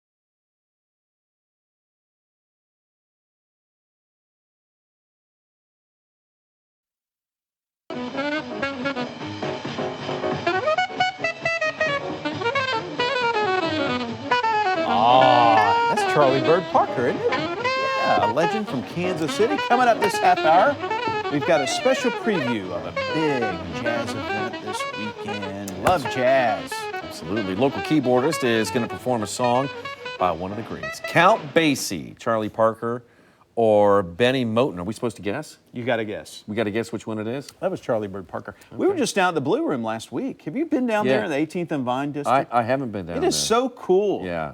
Local artists down there. Anyway, good to see you. I'm Mark Alford.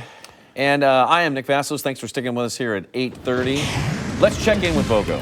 Good morning, guys. We've got abundant sunshine to start the day, but as we head into the afternoon, more clouds moving into the forecast and some rain chances. We'll get to that in a minute. 71 from KCI, from Lee Summit, 72. Room temperature down in Clinton. A little cooler for those over in Lawrence, 67 degrees there. Those middle and upper 60s, the lower 70s will warm today in response to sunshine, but we do have some thick cloud cover moving in to northeastern Kansas, northwestern Missouri, and that's going to slow down your warming trend just a little bit. So I don't anticipate you guys making it up to 90. I think we should spike right around 90 before we get too cloudy later today. We're going to have the influence of the southerly winds, so that will warm us a few degrees more so than yesterday.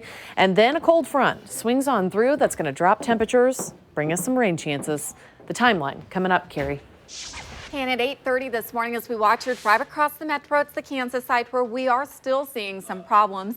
This is westbound 435 at Antioch Road where we have a stalled car. We're seeing a slowdown both westbound 435 and eastbound 435, making your way through that construction zone. Look at all the red that we have popping up. Also, take note, northbound I-35 just past 69 Highway, slowing there at 20 miles per hour. So here's a live look outside again in the westbound lane. Stalled car, some help has arrived on scene. And with that right lane of traffic blocked, we have one lane really slow to get by this. This is impacting your travel time. Also, on the Missouri side, southbound 435 passing by Bannister Road, slowing right on cue this morning through there, 21 miles per hour. Mark, back to you. All right, you know, when it gets above 90 degrees, it can be dangerous for your pets. That's right. Our Marcus officer is live at Camp Bow Wow in Liberty with tips to help protect our furry friends. Hey, Marcus. Hello, guys. Yeah, that was a good bark, Mark. That's very DMX-esque. I was proud of you. That was good. Actually, we got Pax here that I'm sure will challenge you in this barking competition. But you've been a good girl, haven't you, Pax?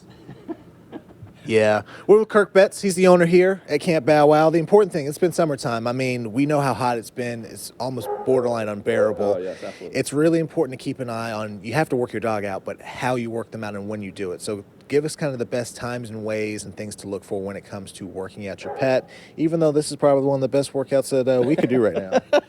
So really, you know, morning and late evening is the best time to walk your pets or do any kind of exercise. During the extreme heat, it doesn't take long for a dog to go under heat stress. So, you know, keep them on grass and dirt paths if possible. The concrete just emanates heat, walking them on the street and sidewalks and so forth. So you really want to be careful with that. Always carry water, maybe a collapsible bowl with you at all times. Just make sure that you're keeping them very well hydrated because it is very important, because you'll see signs if they start going to heat stress. You'll see excessive panting. You'll see where they just are kind of incoherent. They may not follow your commands. And if you even suspect signs of heat stroke, it's best to immediately get some wet towels, cool wet towels, put them on the belly region of the dog and any areas that don't have hair. And that way it can kind of help cool down their body temperature, because it just doesn't take long, because their only way to really sweat is through panting, and to cool themselves is through panting and through their paws. So keep them in the shade when you can, work them out in the evening hours. Now coming up at 9, we'll be out here for another hour. We'll show the puppy pads what to check for when you're out. And in fact, we might even play with a whole bunch of dogs. It just depends on how, I guess, feisty we feel right now. Right, Pax? All right, Mark, so far you won this barking competition, but we got some competitors. Yeah, I in there hear him that back might, there. Outdo you, man. Pretty good, pretty good. So we'll see in a little bit. Does he have any? My little dogs, Luke and Leia, I let them out to go potty in the heat, and they run off. Any tips on how to keep them from running off? That's good training, man. And we'll do that at 9 o'clock. Okay. We got you at 9, dog. We got you. Right. I say just go potty and they don't come back. They love people. They go visit the neighbors and come back a couple hours later. At least they come back. Yeah, true. Okay, the U.S. should be U.S., right? The U.S. national women's soccer team is here in the Metro this week. That's right. They're going to be playing not one, but 2 opening games in the Tournament of Nations at Children's Mercy Park. When? The train today, play tomorrow. The 4 teams in Kansas City right now are Brazil, Japan, Australia, and our national team. They've all qualified for next year's World Cup held in France. The U.S. women's team has won 3 World Cups, making them one of the most successful international teams in history. Last time we were able to see this squad here live was back in 2016. So here is a look at the lineup. Brazil is going to play Australia in Game 1 tomorrow. They will kick at 3:15. Then at 6, our women's national team will take on Japan in a rematch of last World Cup. These 4 teams will then hit the road, going to Connecticut on Sunday, and then they're going to go to Illinois on August the 2nd. Tickets are still available, and we did some digging. We did? We did. How much can you get tickets for, Nick? For the low price of $26. That's kind of like my husband's music when we're all together and we're hanging out. Dude, we're from Kansas. That's right. 2 local ladies won Fox's Beat Shazam show. We're going to show you a clip. Plus, we'll tell you how much they won and what are they going to do with all that money. Gotta learn how to play that game. Are those Flamin' Cheetos? No, they're not. Fast food may be quicker, but Is your gallbladder active? I've recovered. Okay. Convenience may be hurting your kids. Up next, we have a cheap and easy way, some snack ideas for your fam. Let's play Celebrity Birthdays. You ready? Here they are. All right, back her up. Iman. Is that how you pronounce her name? She's a model, right? Oh, she was married to David Bowie. Yeah, Oh, so it's his widow. All right. How old is she today? I'll guess. She's 52. I don't know. I didn't see that. How old? Oh, she's 63. Oh. Darren Star. What's he on? What does he do? Oh, he created Sex and the City. Okay, how old is he? Carrie Stowell. 64. How old is he? 57. And Matt LeBlanc, who's got a great show on CBS. I forgot the name of it, but it's a pretty good show. Like it a lot. So great you forgot that. Of course, from Friends. How old is he, Michelle? 51. How'd Love you know Joey that? from Friends. Huh? I love Matt LeBlanc. Joey from Friends? Yeah, Joey. Yeah. Hey, forget about Joey. it. She must have read her celebrity dish already. I think so. It's 8:36.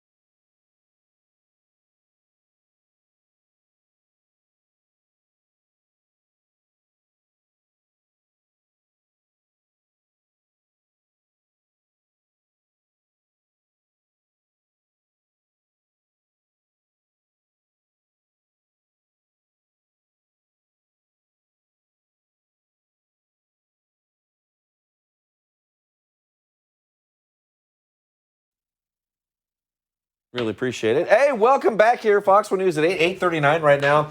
You know, during the busy days of summer, it can be nearly impossible to provide any healthy snacks for kids, right? This morning we have registered dietitian back on our show and partner of Borden Cheese. Mitzi Doolin is back with us here on the show here, and she's got a few ideas for us. It's great to see you again. Hey, thanks for having me back. Yeah, so you're going to show us here some healthy snacks here. We're always looking for something that's a little bit more healthy, right? Absolutely, and fueling in the summertime, you know, schedules are busy, but it can still be nutritious and delicious, which is what I'm always trying to get. So first thing I have here is one of my favorite snacks is frozen grapes.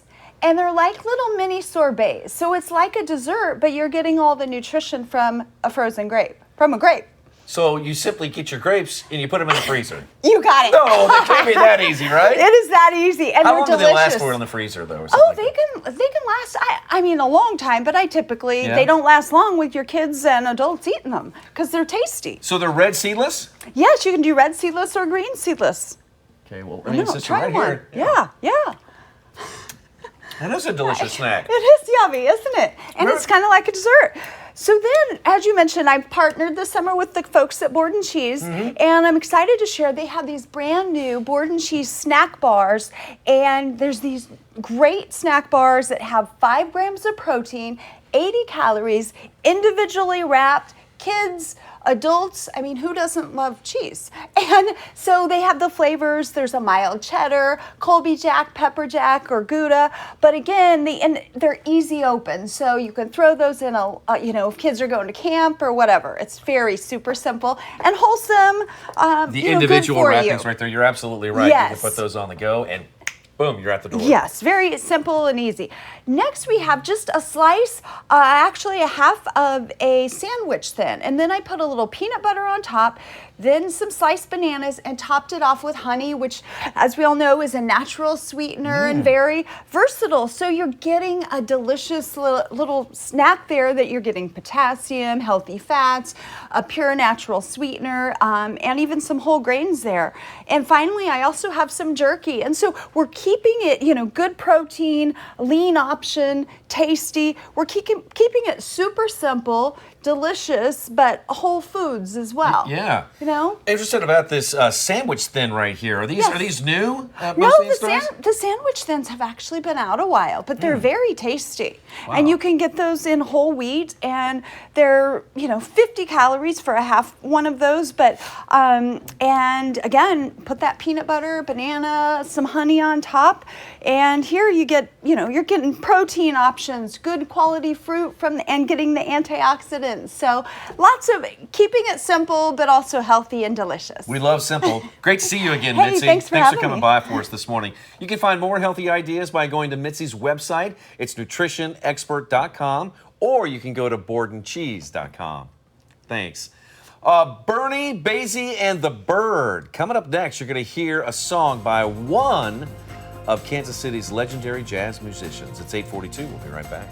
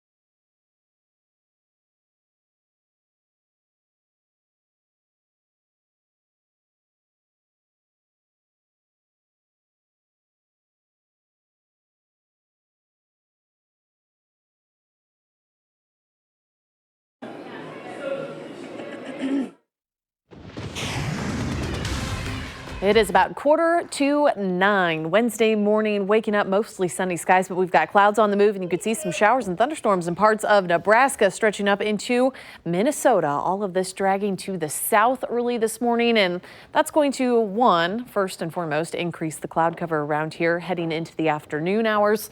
And then we're going to be tracking some rain chances, but we've got a little bit to go before that'll happen.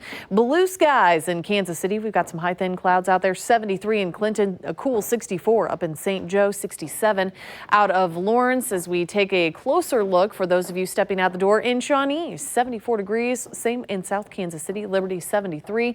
Smithville, you're at 71. 70s become low and middle 80s, and then from the lunch hour we pull into the afternoon with high temperatures right around 90 degrees.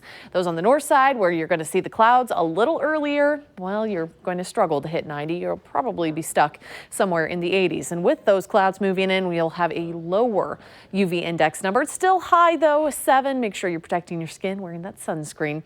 We'll have some lingering rain chances early tomorrow. By the afternoon it clears out. We're partly sunny and cooler for the rest of the work week. Dry on Friday. Rain chances return on Saturday, and things look to be a little bit more widespread this weekend. Not necessarily everyone will see the rain, even though this model is a bit more aggressive with that rainfall. You could see right around midnight, 1 in the morning, it's working its way on into northwestern Missouri, northeastern Kansas, sinking to the south during the early morning hours, and then it all moves out, paving the way for some drier conditions briefly until we can get more rain this weekend. Carrie? 8:47 this morning, looking pretty good, but it's on the Kansas side where we are still seeing some slowdowns. This is along 435 in both the eastbound and westbound lanes. It's westbound 435 at Antioch where we have a stalled car, but it's eastbound where we have a lot of construction, and look at what it's doing to your drive. Backing you up back past Lackman Road where speeds drop to 15 miles per hour. So here is a look at that stall. Westbound 435 looks as though some extra help has arrived there on scene, but the right lane of traffic is blocked, and again, it's really slow through there. Checking travel times along westbound 435. Look at that, 19-minute drive. Eastbound traffic also at 19 minutes. This is normally about a 10-minute commute. And westbound 470 between 50 Highway and the Triangle also slow this morning at 10 minutes. Nick, back to you. All right, Carrie, thank you. Hey, if you're picking up donuts from Donutology in Westport this week, you might notice something a little strange. It's Christmas music. They're celebrating Christmas in July all week with a special donut and a little goodwill. Our Carrie Wickersham is live in Westport with more. Carrie, good morning. Good morning. Hey, Nick, I know you need a little Christmas, right? Right this very minute. So we're bringing it to you, Christmas in July at Donutology. Andrew Cameron's here. Always brilliant ideas down here. You actually have Christmas donuts too, huh? Yeah, it's Christmas in July. Merry Christmas. You too. Hey, there's only 153 shopping days till Christmas. Oh, is that it? Well, I'm sure our donuts will keep if you freeze them. I think so too. Tell me a little bit about what you guys are doing down here this week. Yeah, we thought with all this hot weather that we've been having all summer long that we'd do something a little different for July, and we're celebrating Christmas all week here at Donutology. Okay, including the donuts. You should see, can you see how cute those donuts are? Look at the little snowmen and the little stars right there. And you have a special with that as well, right, Andrew? Like if you buy one of those donuts, you get a little Christmas present? Yeah, we're giving out Christmas gifts too. So if you buy a 35 pack of minis, we will give you a Christmas gift. And they're really good. And not only they look really good, are they different flavors and stuff? Yeah, so we have our vanilla cake donuts on the weekends. We also have blueberry and chocolate, and then we can top them with all our 40,000 different varieties of donuts that we offer here. That just makes you cool down even getting it. So it costs about $25 for that. You get a free gift that's valued at $10. This goes on all week long. Guess who's coming to town on Saturday? Santa. And so if you want to get your Christmas cards out early, come down, get your kids a donut picture with Santa, and you'll be done. You won't have that picture you got to still get in November. So we're going to talk about what they're doing, the good cause that's behind this Christmas in July effort coming up in the next hour. I'm Carrie Wickersham, Fox 4 News, working for you. We're live from Donutology. I've got my list ready, so maybe on Saturday I'll come down and I'll share it with Santa. Thank you, Carrie.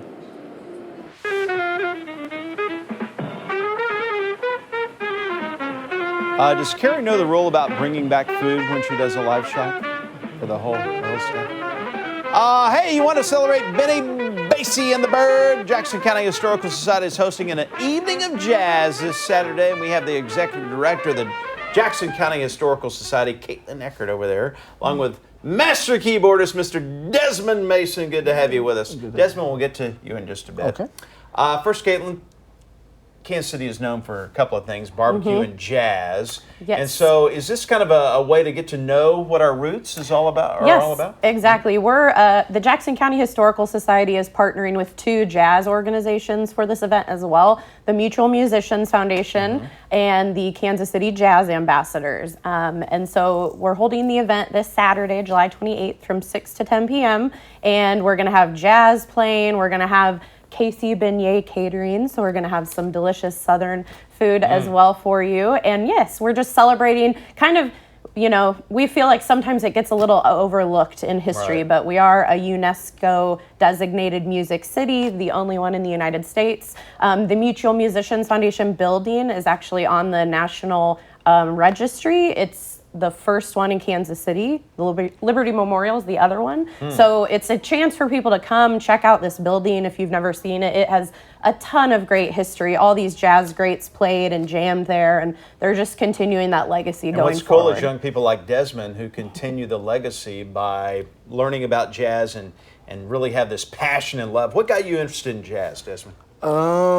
Duke Ellington, actually. Really? Yeah, the music of Duke Ellington.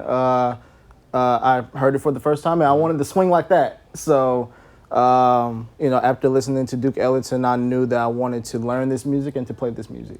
All right, well, Desmond, what are you going to play for us? Swinging like Duke Ellington. well, we're going to do Moten Swing by Benny Moten. Let's do it.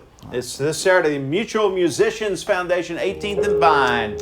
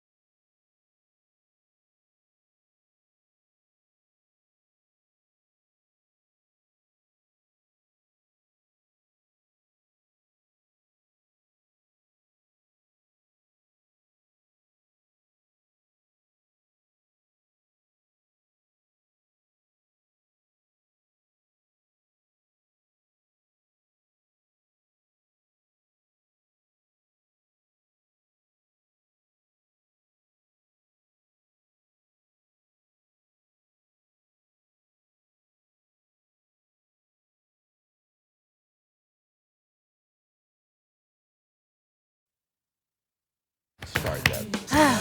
Hey! Good. What's up? All right, Jasmine says, beautiful Kansas morning. Look at that old silo. Wide open spaces. Blue skies and sunshine. I was going to do a coffee table book of old silos. You see trees growing up Yeah. out of the top of them?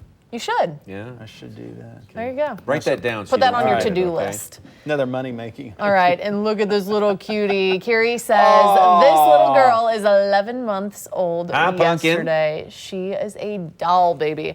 And another good news, Yes. 2 local women won big on Fox's yes. Beat Shazam. Check it out. Song number 3, the category is R&B. The whole section knows that about time they play something I know in here.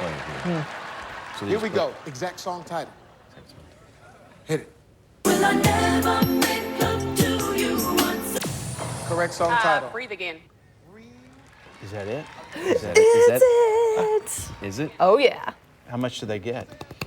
Oh, breathe again. She So got it right. their musical knowledge helped them win $141,000. Monica and Amber met in college as roommates at Wichita State. that's cool. They're shockers. Monica is a 5th grade teacher. She plans to use the money to help her little sister graduate from Big Brothers Big Sisters.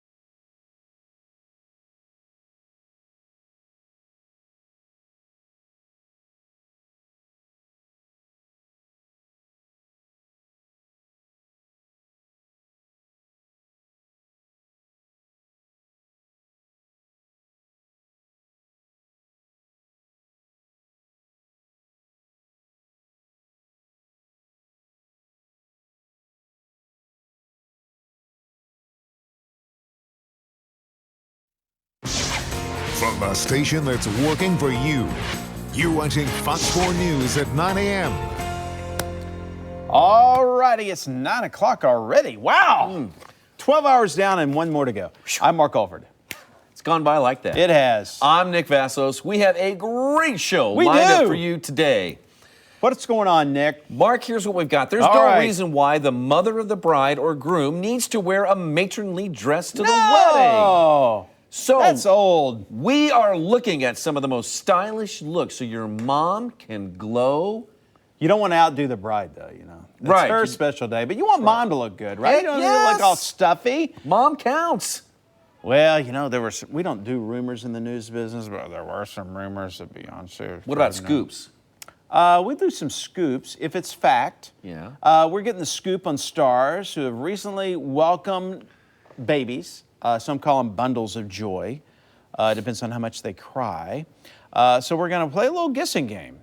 So make sure to follow along. Ooh, contest. Now, Michelle, you're supposed to be out here for this. Where'd Michelle go? Michelle's outside. Oh, Michelle's outside. All right. Now, since Mark and I are never going to be, mother of the brides, we have recruited our Carrie Stoll to help us out today.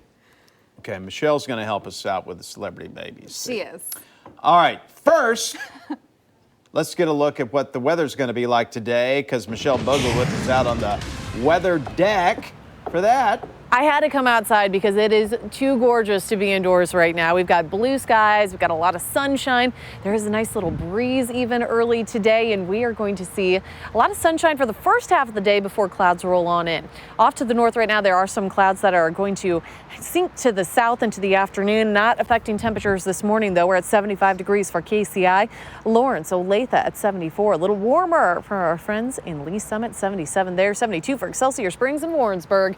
Our temperatures slow to warm for those on the north side as clouds move into northeastern Kansas, northwestern Missouri.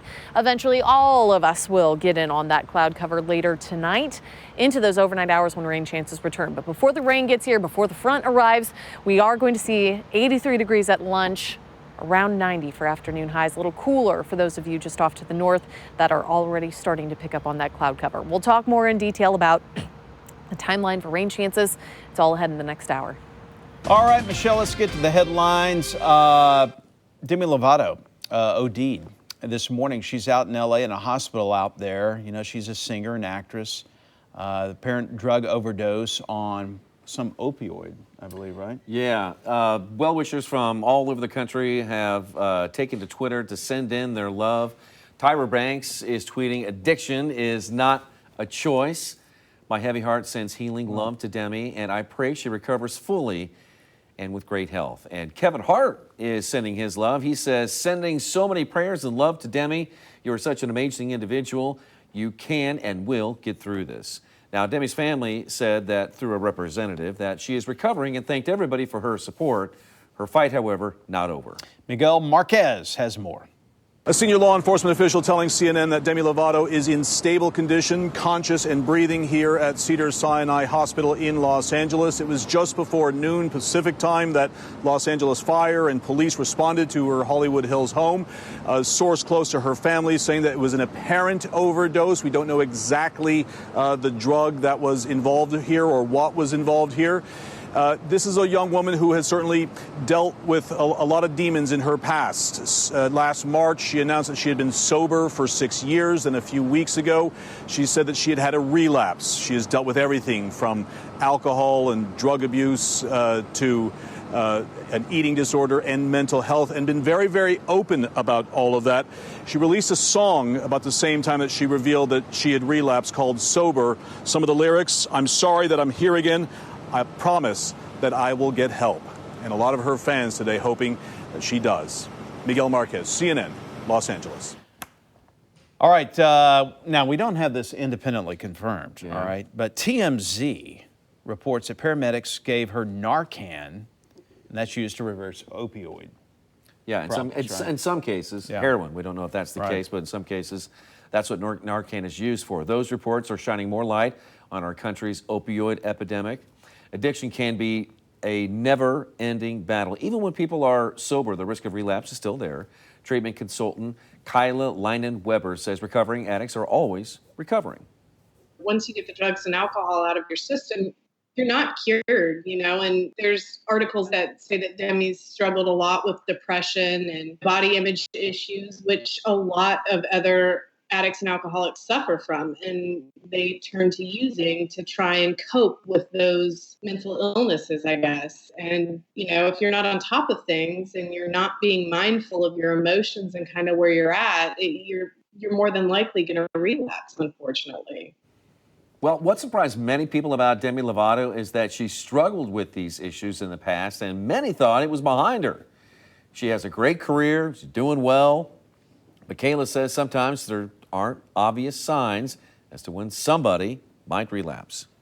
If you're especially close to someone, you can miss the signs because you're just so hopeful for the state that the person is in, you know, finally being healthy and better. And, you know, a lot of people think that, oh, you know, once you have a few years under your belt, that there's no need to really worry anymore. So they're not really looking out for those signs as if someone had first gotten out of treatment or something. And, you know, people had those same thoughts, like, what happened? Like, things were going good. Her career was great. She seemed happy. She was smiling all the time. But on the inside, I was really struggling. So Kayla says the key is to ask for help and that it's okay to be sober and struggle. So talk to a family member or a trusted friend. See a psychiatrist or behavioral hospital. If you know you're a recovering addict, don't be afraid to ask how they are really doing. Recently, Fox 4's Kara Mashik did a pretty good story on the newly approved opioid addiction treatments. And it's from right here in the Metro, so you can find that story and resources for help on our website, fox4kc.com. That's what that little sounder means. Well, last year, the U.S. suffered 16 major natural disasters. That's up 33% from the year before. Still, most Americans are unprepared when wicked weather hits. So this morning, we are going to look at new ways technology can help solve this problem. Kathy? And Museum at Prairie Fire is holding and sponsoring this class here at Ridgeview to keep kids learning all summer long. It's out of this world. We'll find out just how far out.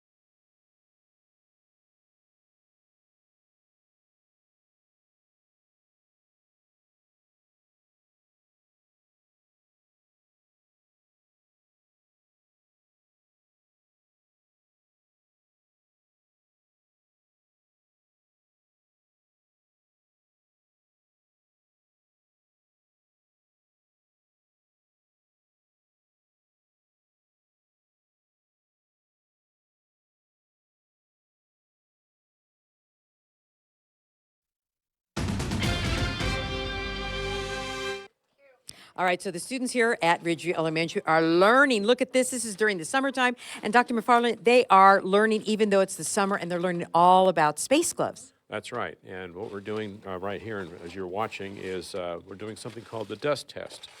Dust is a real problem in space because it can harm health of astronauts. And also, if it gets into equipment, it tends to jam them up. So what we're doing here is we're testing different materials that could be used for space gloves. to see which space gloves would which material would actually work best in terms of keeping the amount of dust collected on the glove at a minimum. Very good. And this is part of a program, the KCUA program, that the Museum at Prairie Fire is sponsoring, and they're going to have a big to-do to raise some money for it, and John Holt's going to be the MC. That's coming up. We'll find out about that at the end of August. But at this time, the kids they're able to learn this. And Edward, you were just doing the glove test. Tell me how you did. So we've got to find the washers, and at the end we have to seal the bag and wipe off the glove, and then we have to shine the flashlight on it and however many areas there is. And how did you like doing it? It was amazing. I really like to do this. And you like doing this during the summer, Denise, right? Yeah. Rather than sitting home watching TV, and you're learning. You want to be a veterinarian when you grow up. Yes. All right. Who likes this? Hands raised. All right. So, Mr. Ian, you're helping along because you're with the museum as well. So, the kids, their reaction to this. They seem to be enjoying it and learning quite a bit. Also, something as exciting as space travel is kind of making it more familiar. It's not quite something so far off. So, very cool. Museum at Prairie Fire, and they are sponsoring this event, KCUA program. Everybody say hi. Hi. Kathy Quinn, Fox 4 News. All right, Kathy, thank you. Well, are the Beyonce pregnancy rumors true? Rumors! We are looking at the clues that have fans convinced that she is. That's how rumors get started. Started by the nasty 9:12, people. and we've got cooler days ahead in the updated Long Ranger. We'll take a look at when our temperatures start trending down when we return.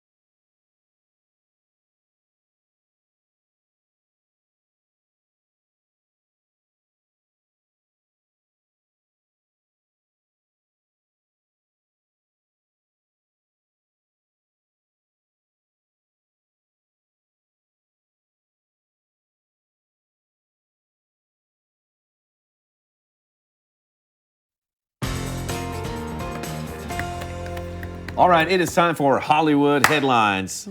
Who's the daddy? Who's the daddy? Oh my goodness. Next Mari. I'd like to be the next Mari, wouldn't I? Instead, local radio host Ebony Bing. Did I pronounce it correctly, Nick? Yes. Yes, Bravo. you did. Did I pronounce it? Bravo. Yes, my parents are clapping too. All right, so I have baby pictures, and then I'm gonna put you guys through the ringer, and you have to tell me who's the mama, who's the dad. Who's the Okay. All Okay. right. So let's see This the is first great. baby picture.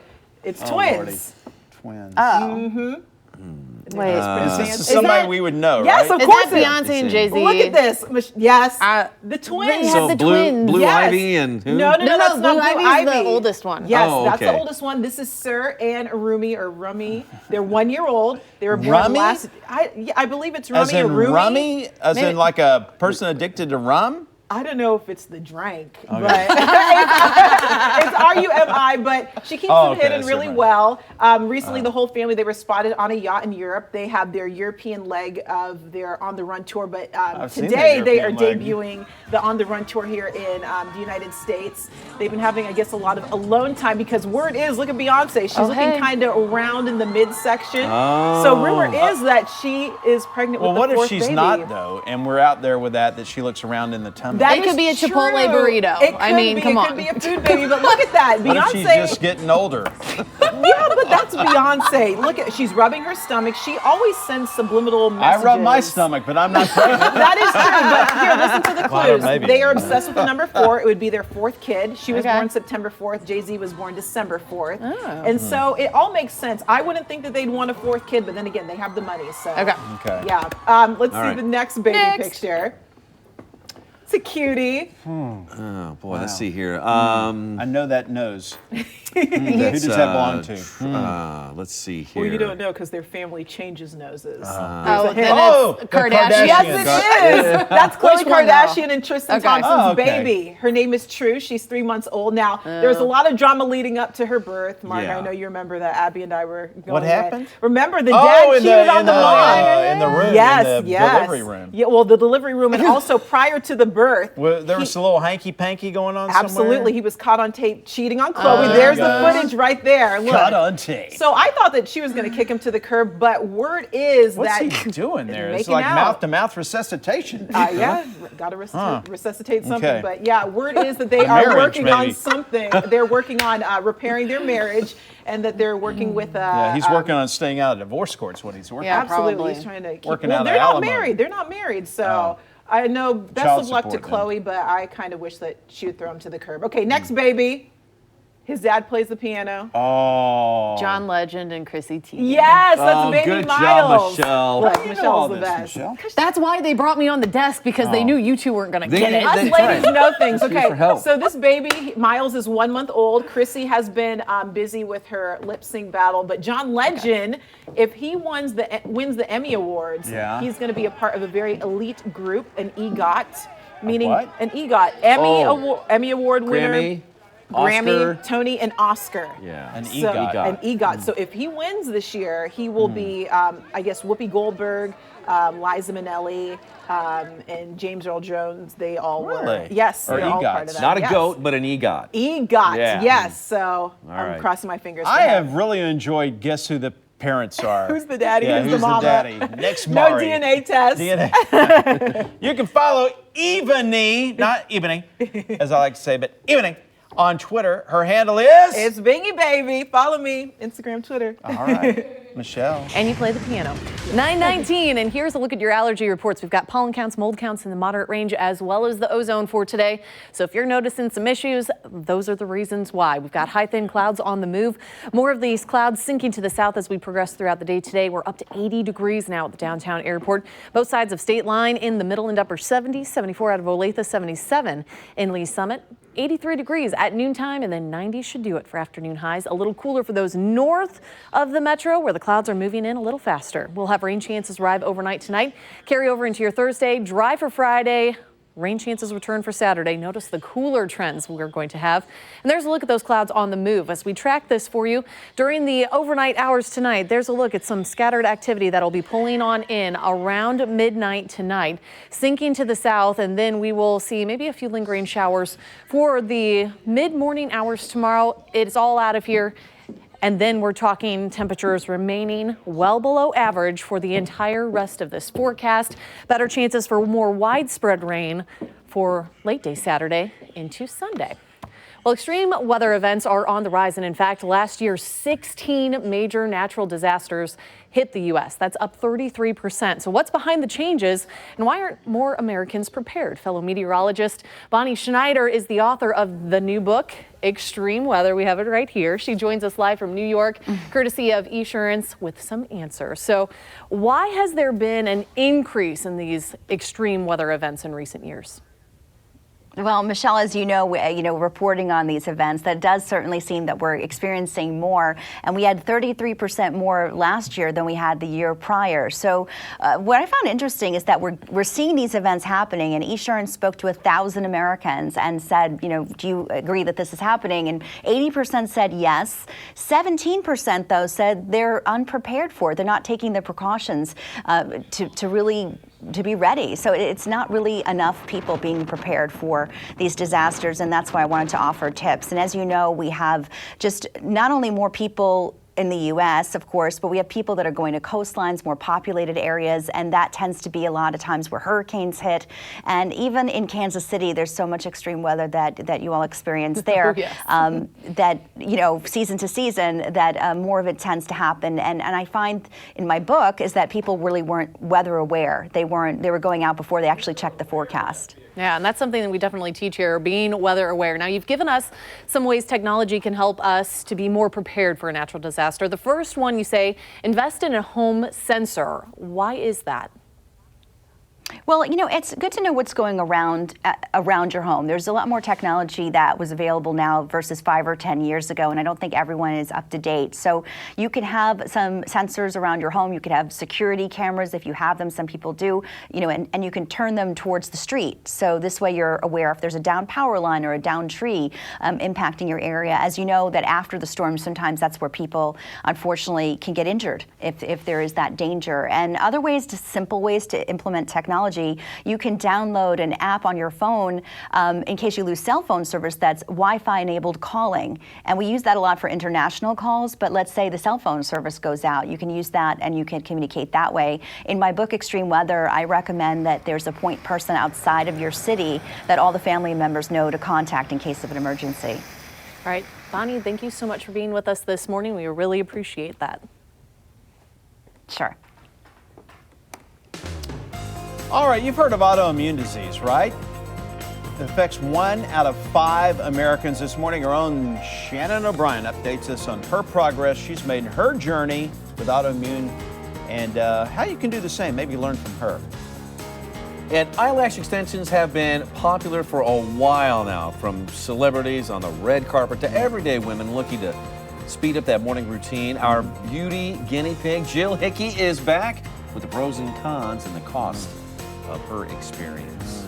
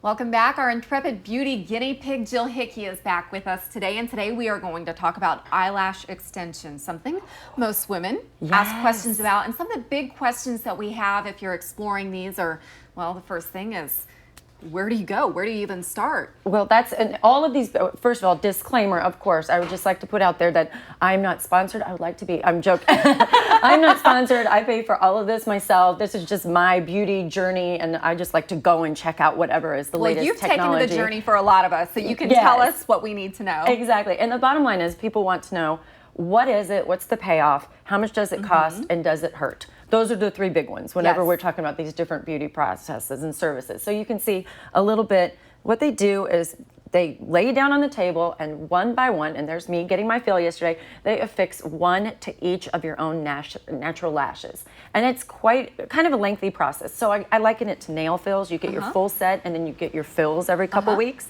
So, and they just look wonderful. The upside is, wake up in your makeup. Have you considered getting eyelash extensions before? I have considered it in the past, but cost has always been a thing. It's so expensive. Exactly. Especially up front, which I know we'll talk about. Yes. So the upfront cost can go anywhere from $150 to $300. There's reputable places all over town, and so you can kind of just look around and see what's right for you. And I really think that the upside is you look great, you wake up in your makeup, your eyes look bigger, brighter. You know, you have gorgeous eyes. Oh, and, thank you. Yeah. But the downside is, if you're going to do it for the long haul, your own natural lashes might get a little bit depleted. Yes. And the cost. So when you get your fills, that's between $40 and $70 once every 2 to 3 weeks, depending on how long you can make it last. And as somebody who's been doing this for a while, how do you justify the cost? There's clearly enough upside to it. Yes, I personally justify the cost by not getting other services done. So maybe I don't get pedicures, so I can keep my lashes going. But yeah, I mean, that's really the best way I can justify it. And then in terms of finding someplace that's reputable, where do you suggest starting? Social media is probably a good spot? Yeah, ask somebody if you see somebody that you like their lashes, kind of like when you go to the makeup counters. You go to the makeup counter lady that you say, I like her look. I like, you know, if it's natural or if it's severe, whichever way it is. But yeah, always go to someplace that has registered estheticians. You want to make sure they have all the licenses and all the certs on the wall, that you're doing, you know, going to someplace safe. And yeah, just ask around. There's several ones all over town. Okay. Yeah. Jill, thank you so much for the information. And of course, you can continue this conversation by sending your ideas to Jill on Facebook. You can just search the Not So Soccer Mom. Nick?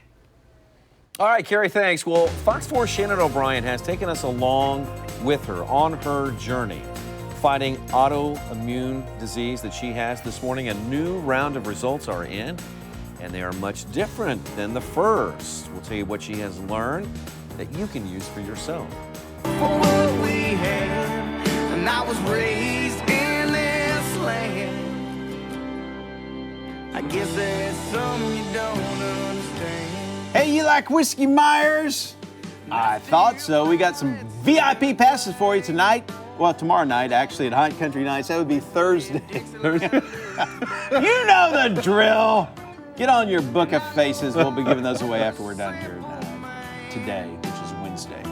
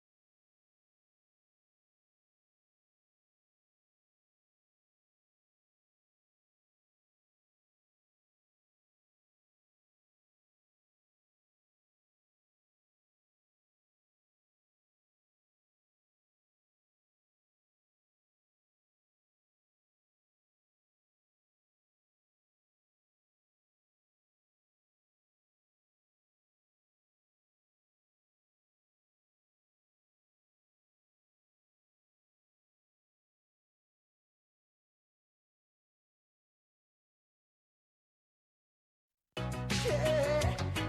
Bad boys, what you gonna do? What you gonna do when they come for you? Bad boys. Nick, we're on. Look. Somebody's calling us bad boys. Bad boys. Are we the bad boys? Are we? It's in honor of the guys. The dudes. The dudes. The dude news. Your friendly Undertaker's here because we care about you. Good to have you on the morning show. It's 9:32. I'm Mark Alford. We've got a live one. I'm Nick Vassos. Let's check in with Michelle. Whoop. Right. Waiting for the camera to move. Oh, wait. There we go. There we go. Move the jib. The jib's in the way. All right, 9:32. Here's the live look out the door in Kansas City. High, thin clouds moving on in. They're going to get lower and lower into the afternoon. We still have blue sky, though, showing up in downtown Kansas City. Points off to the south.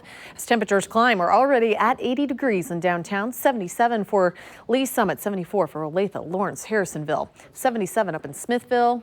These numbers warming. Low and middle 80s around lunchtime. 90 degrees should do it for afternoon highs for those of you on the north side where the clouds are already moving in. You're probably going to be stuck in the 80s for afternoon highs, but all of the temperatures going to be cooling down as a front moves in later tonight. That'll increase rain chances. We're tracking that for you coming up in the next half hour.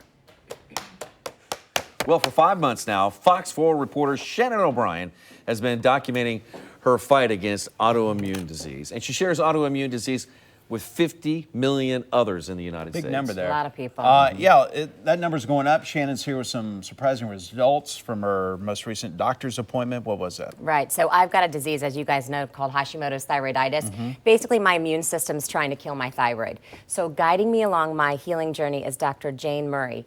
And she's a functional medicine doctor who's helping me find out why my body is attacking itself. So my most recent lab results were very different. You guys saw my first ones. These ones were very different than my first ones. Come on in, Thank Shannon. you. We have a lot to discuss today. Okay, bad or good? Well, it depends on your perspective. That was then, and this Hey, Shannon, how are you? is now. You look fantastic. Thank You you. look so fabulous. Thanks. I feel so much better. Do you? Yeah. Okay, we're going to talk about all your improvements Well, because your I- labs look better. Okay. Obviously, you've worked really hard. So, how much weight do you think you've lost since we started? 45 pounds as of this morning. Oh, that is so great. Yeah, thanks. And it's not just about weight loss. That is a marker of less inflammation, better diet, all these other things improving. 5 months of eating clean, no gluten, dairy, soy, sugar, or eggs, and taking supplements prescribed by Dr. Murray. I feel better. I have more energy, my chronic cough went away, and for the most part, my joint pain has disappeared. Even the way I walk up and down my basement stairs, you know, I'm up and down, I'm like I'm a teenager. Before I had to like take one step at a time because my joints hurt or kind of pull myself up.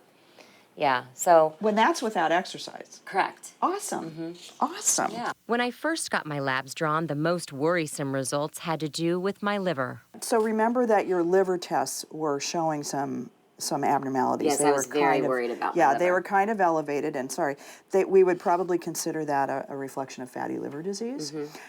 One of the two is completely normal now. Wow. And the other one is just a few points from being normal. It's down by 2/3. Wow. That's fantastic. And it's, the power of diet. Cutting out the bad carbs and sugar, eating more good fats like fish oil, and weight loss has allowed my liver to turn around, and that is a huge relief. In the United States, the #1 reason for liver transplant is fatty liver. Really? Yeah. Everybody thinks it's hepatitis C. Nope, fatty liver. So that is not a good thing to have, and you're turning it around. I mean, you've almost completely reversed it. now. Awesome. Go, girl. Diet is the fundamental base for everything else. When you eat unhealthy food, it causes an immune response in the body, sending out your immune soldiers to attack the junk you've just dumped in to reduce the damage it causes. Over time, this can short-circuit the immune system and cause it to attack healthy tissue as well. In my case, that is my thyroid. Your thyroid antibodies, so your anti-thyroid antibodies that are the sort of proof that you have Hashimoto's, have not budged very much. They're still elevated. Elevated thyroid antibodies over 1,000 show that my immune system is still attacking my thyroid and is a marker that there is still inflammation in my body. which is not good and could be the reason I still have some problems. So we've still got inflammation. We've still got antibodies. We've got some skin issues. We've got some hair loss. There's some things that we need to think about tweaking. This isn't something that happens overnight, and that's the other thing people need to understand. When you're dealing with a chronic illness, an autoimmune condition, for example, you know, these things are slow. Although you got immediate benefit right away when you started the diet. While I still have some work to do, there was more good news. My vitamin D level has improved, which helps my thyroid work despite being under attack. Your thyroid overall looks much better. And most of my other tests showed great improvement as well. Congratulations. Thank you. You've done a lot. This is objective evidence that you've done a lot of work. This is objective evidence that you've done a lot of work. Well, you it's- have just been awesome. Thank you. You have been awesome too. I would never have been able to do on any of this without you. Well, it would be complicated. Yeah. You know, it's just I get to be the guide and you have to do the heavy lifting. Yeah. You're the Sherpa. Thank you. She's great. She is the best. She's so supportive and Yeah. she's really super smart and very cool. You know, she's good to work So, with. so now that you got this food portion now, how do you get your immune system to stop attacking your thyroid? I just have to keep working on it. Like, I cannot eat gluten. No At all? how, no. Because every time I put gluten into my body, it, you know, turns my immune system on and hits my thyroid plus. But they think after a while that that's going to turn around. 'Cause you've been Yeah, doing we're this hoping. 5 months. 5 months. But to really get something like this under control, it can take a year, 2 Yeah. years. I mean, it just really Right. depends. Well, you didn't really get in the condition you were in 5 months. So No. how can you get out of it Right. in 5 months? And you know, the thing with my antibodies is the highest they measure is 1,000. So you can't, they don't measure anything over 1,000. So I don't know if I was 5,000 and now I'm 2,000 or what. So So it could be improvement. You just don't know. Right. What does the doctor want you to work on now? I have got to be better about taking my supplements because some of my, you know, numbers with some of the other things going on were not, I mean, they weren't terrible. They were a Right. little bit better, but they should have been better. But I have a hard time taking my supplements, you know. Like what are I you forget at taking? night. Oh my God. I take a multivitamin, I take vitamin D, I take, I can't remember all of them now. I should have brought a list. That's a but lot of stuff. A that lot of stuff. You wouldn't get through food And naturally. your diet has been it's mostly whole foods, right? It I is, mean, it's all mhm. clean eating foods. And can your diet change, or do you have to maintain with what you're doing now? You know, so I went on this elimination diet, right? Mm-hmm. And I never added any food back in because I felt so good. And so I'm just kind of continuing to do what I was doing. And I'll never eat gluten. Like, I'll never be able to eat gluten. One thing you again. miss most for food-wise?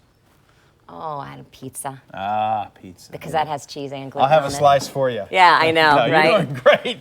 Okay, Yeah. so I want everybody to not forget about our Facebook community, Fighting Autoimmune Disease with Fox 4. We've got about 4,200 people who have joined just since the 14th of February. Wow. And it's an awesome resource, and we're going to be, I've got contracted with some people to do some, you know, blog posts and some experts in this field, so we're going to kind of ramp that up. So if you want to join it, we'll accept you. There you go. All right, thanks, guys. Congratulations, Shannon. Thank you. Marcus?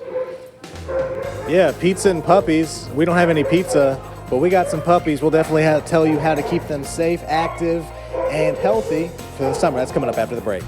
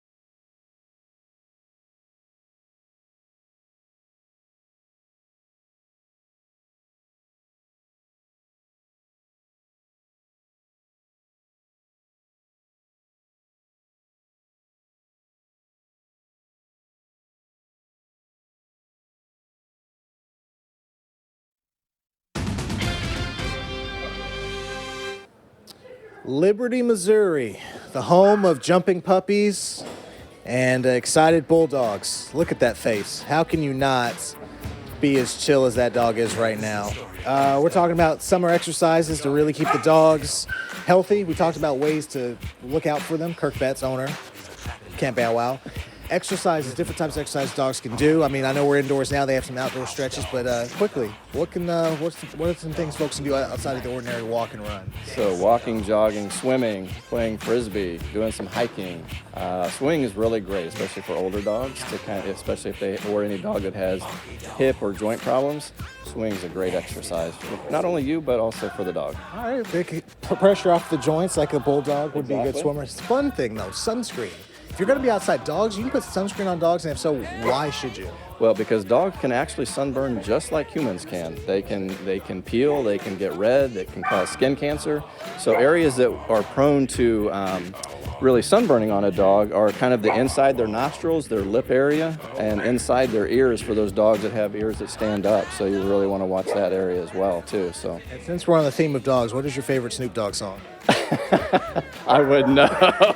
It was worth a shot, man. But we're surrounded by dogs. I mean, how can you look at this little guy and not just say, can you come home? I know these are it's like a daycare type thing, but hopefully we can adopt one of them. Kurt, we're going to try to take a dog home, man. Don't tell their owner. But so yeah, watch your dog. Make sure you keep him in the water. Plenty of water. And Mark, we couldn't get that bathroom question answered for you, man. Just keep him on the leash for now.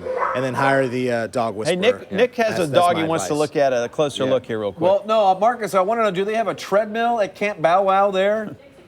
Because there's one dog in that room right there that could use some time on the treadmill. Can we see the Cocker Spaniel There's actually again? two of them. Yeah. There it is. All body. No He's head. been eating good in the neighborhood. That's a tank. Yes, we're dog shaming. Hottie with a body. All right, Yeah. sorry. There you go. Hey, I don't have much room to talk. I know, it was right here, me too. Yeah. Hit the treadmill. All right. Thank you. Once upon a time, mothers of the bride were expected to wear matronly dresses in Easter egg pastels. Once upon a time. Well, that's in the past. We got Carrie Stoll on it. She's on assignment. She's learning about the latest styles for moms at weddings.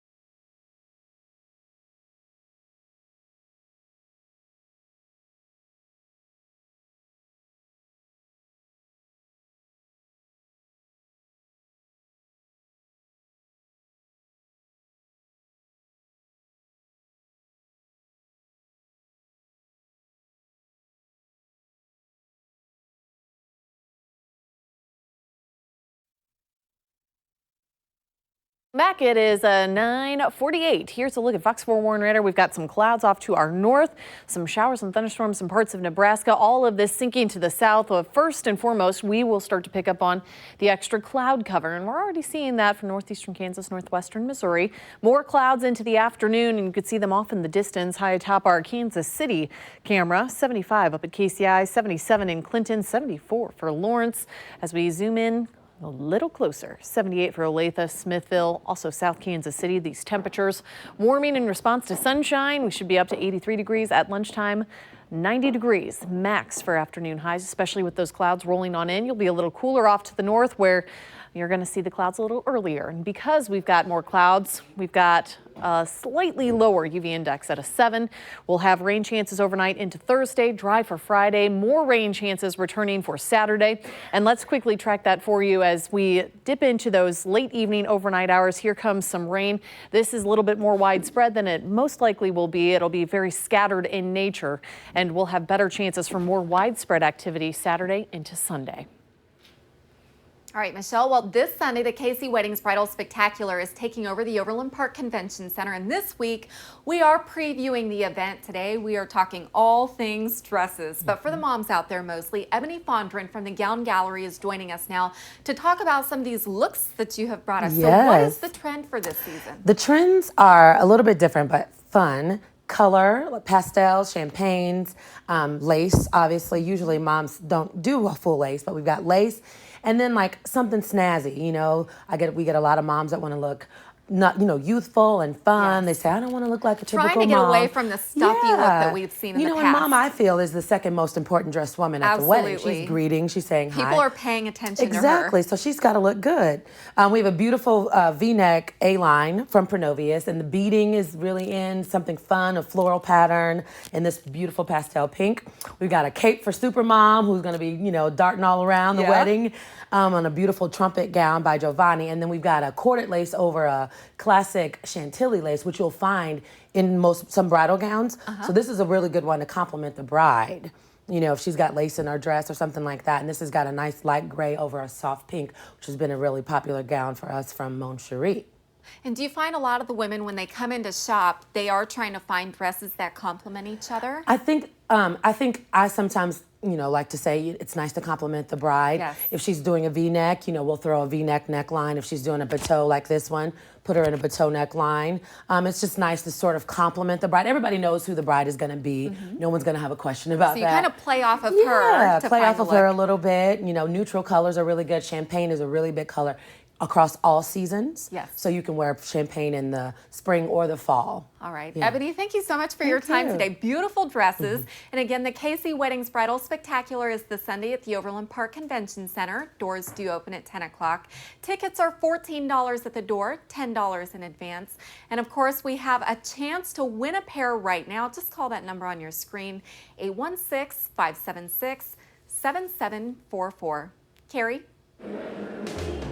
Hey, good morning. We are at Donutology where they're having Christmas in July. If you bring in some Christmas supplies and drop them in this box, you get a free glazed donuts. If you buy some Christmas donuts, you get to unwrap a present worth $10. We're going to have more on Christmas in July at Donutology. Gives you an excuse to eat donuts. Coming up.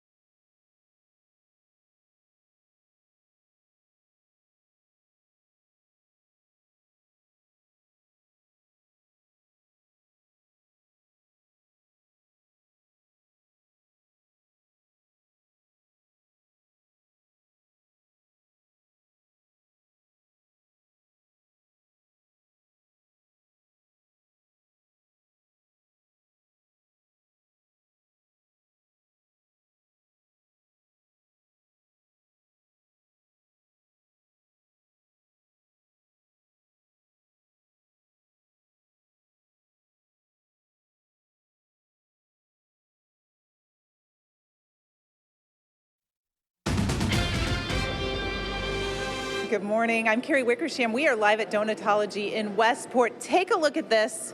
Yep, you're seeing it right. You don't have to rub your eyes. Those are Christmas donuts because they're celebrating Christmas in July here with Christmas music, Christmas hats. You can see the employees are all decked out. And they're trying to raise some utensils for the kitchen at Operation Breakthrough. And Mary Estelman is here with us. Tell us a little bit about why you need kitchen utensils. So we're just under 2 weeks away from opening our new expansion, which is a Maker City for kids age 5 to 14. And a part of that expansion is a large instructional kitchen. Wow. And so you come, you bring some of this, you drop it in this box, and you get a free glazed donut. And why do you need kitchen utensils there? What are you doing with the kids? So in this instructional kitchen, not only are we going to be teaching kids about nutrition, but it's also an opportunity for us to really integrate math and science into the whole art of cooking, and also develop those inventive skills we want for kids as they take what they learn and create their own creations. And so maybe like donut creations, right? There you go. And if you saw the donuts that I showed you, that little box of mini donuts, that's $25. And like I said, you get to unwrap a free $10 item. And they said I could unwrap this one on the air. Do you want to unwrap it? Oh, sure. Okay, you see what's in there. And it's items like this that are worth it. Look, it's some Royals Donutology socks. And I heard there's mugs in some of them too. And of course, bring the utensils and you get a free donut. Santa's coming on Saturday. I think all morning long Santa's going to be here so you can get pictures taken on Saturday. And it's just fun to come in here and dream of a white Christmas with 153 shopping days till Christmas. We're already sort of putting us in the mood. Carrie, down did here. you get the? I'm Carrie Wickersham. Did you get the memo that when you do a live report on our morning show, you're supposed to bring back food for for the staff here, right? Because you guys are really hungry, right? We're starving. We've had nothing to eat all morning. 6 hours on the air will do that to you. That's I'll see true. what I can do, Yeah. Mark, okay? All right, thank you. Thanks, Carrie. See ya. Hey, something really interesting to pass along. I just saw a push alert from this. CNN's reporting radar detected beneath the southern polar ice cap on Mars a lake of liquid water. Radar sent pulses through the surface and it drastically changed about a mile down and it stretched 12.5 miles across. It's similar to what the lakes underneath Greenland and the Antarctic ice sheets that they have found. So pretty cool information to pass along. Bobo found water on Mars. All right. There's also a push alert. Well, she's not pushing yet. Right. But she will be in about 10 months. April the giraffe is pregnant again, right? Yes. This is, they have the camera up again already. Again? Yes, they do. This is up in New York.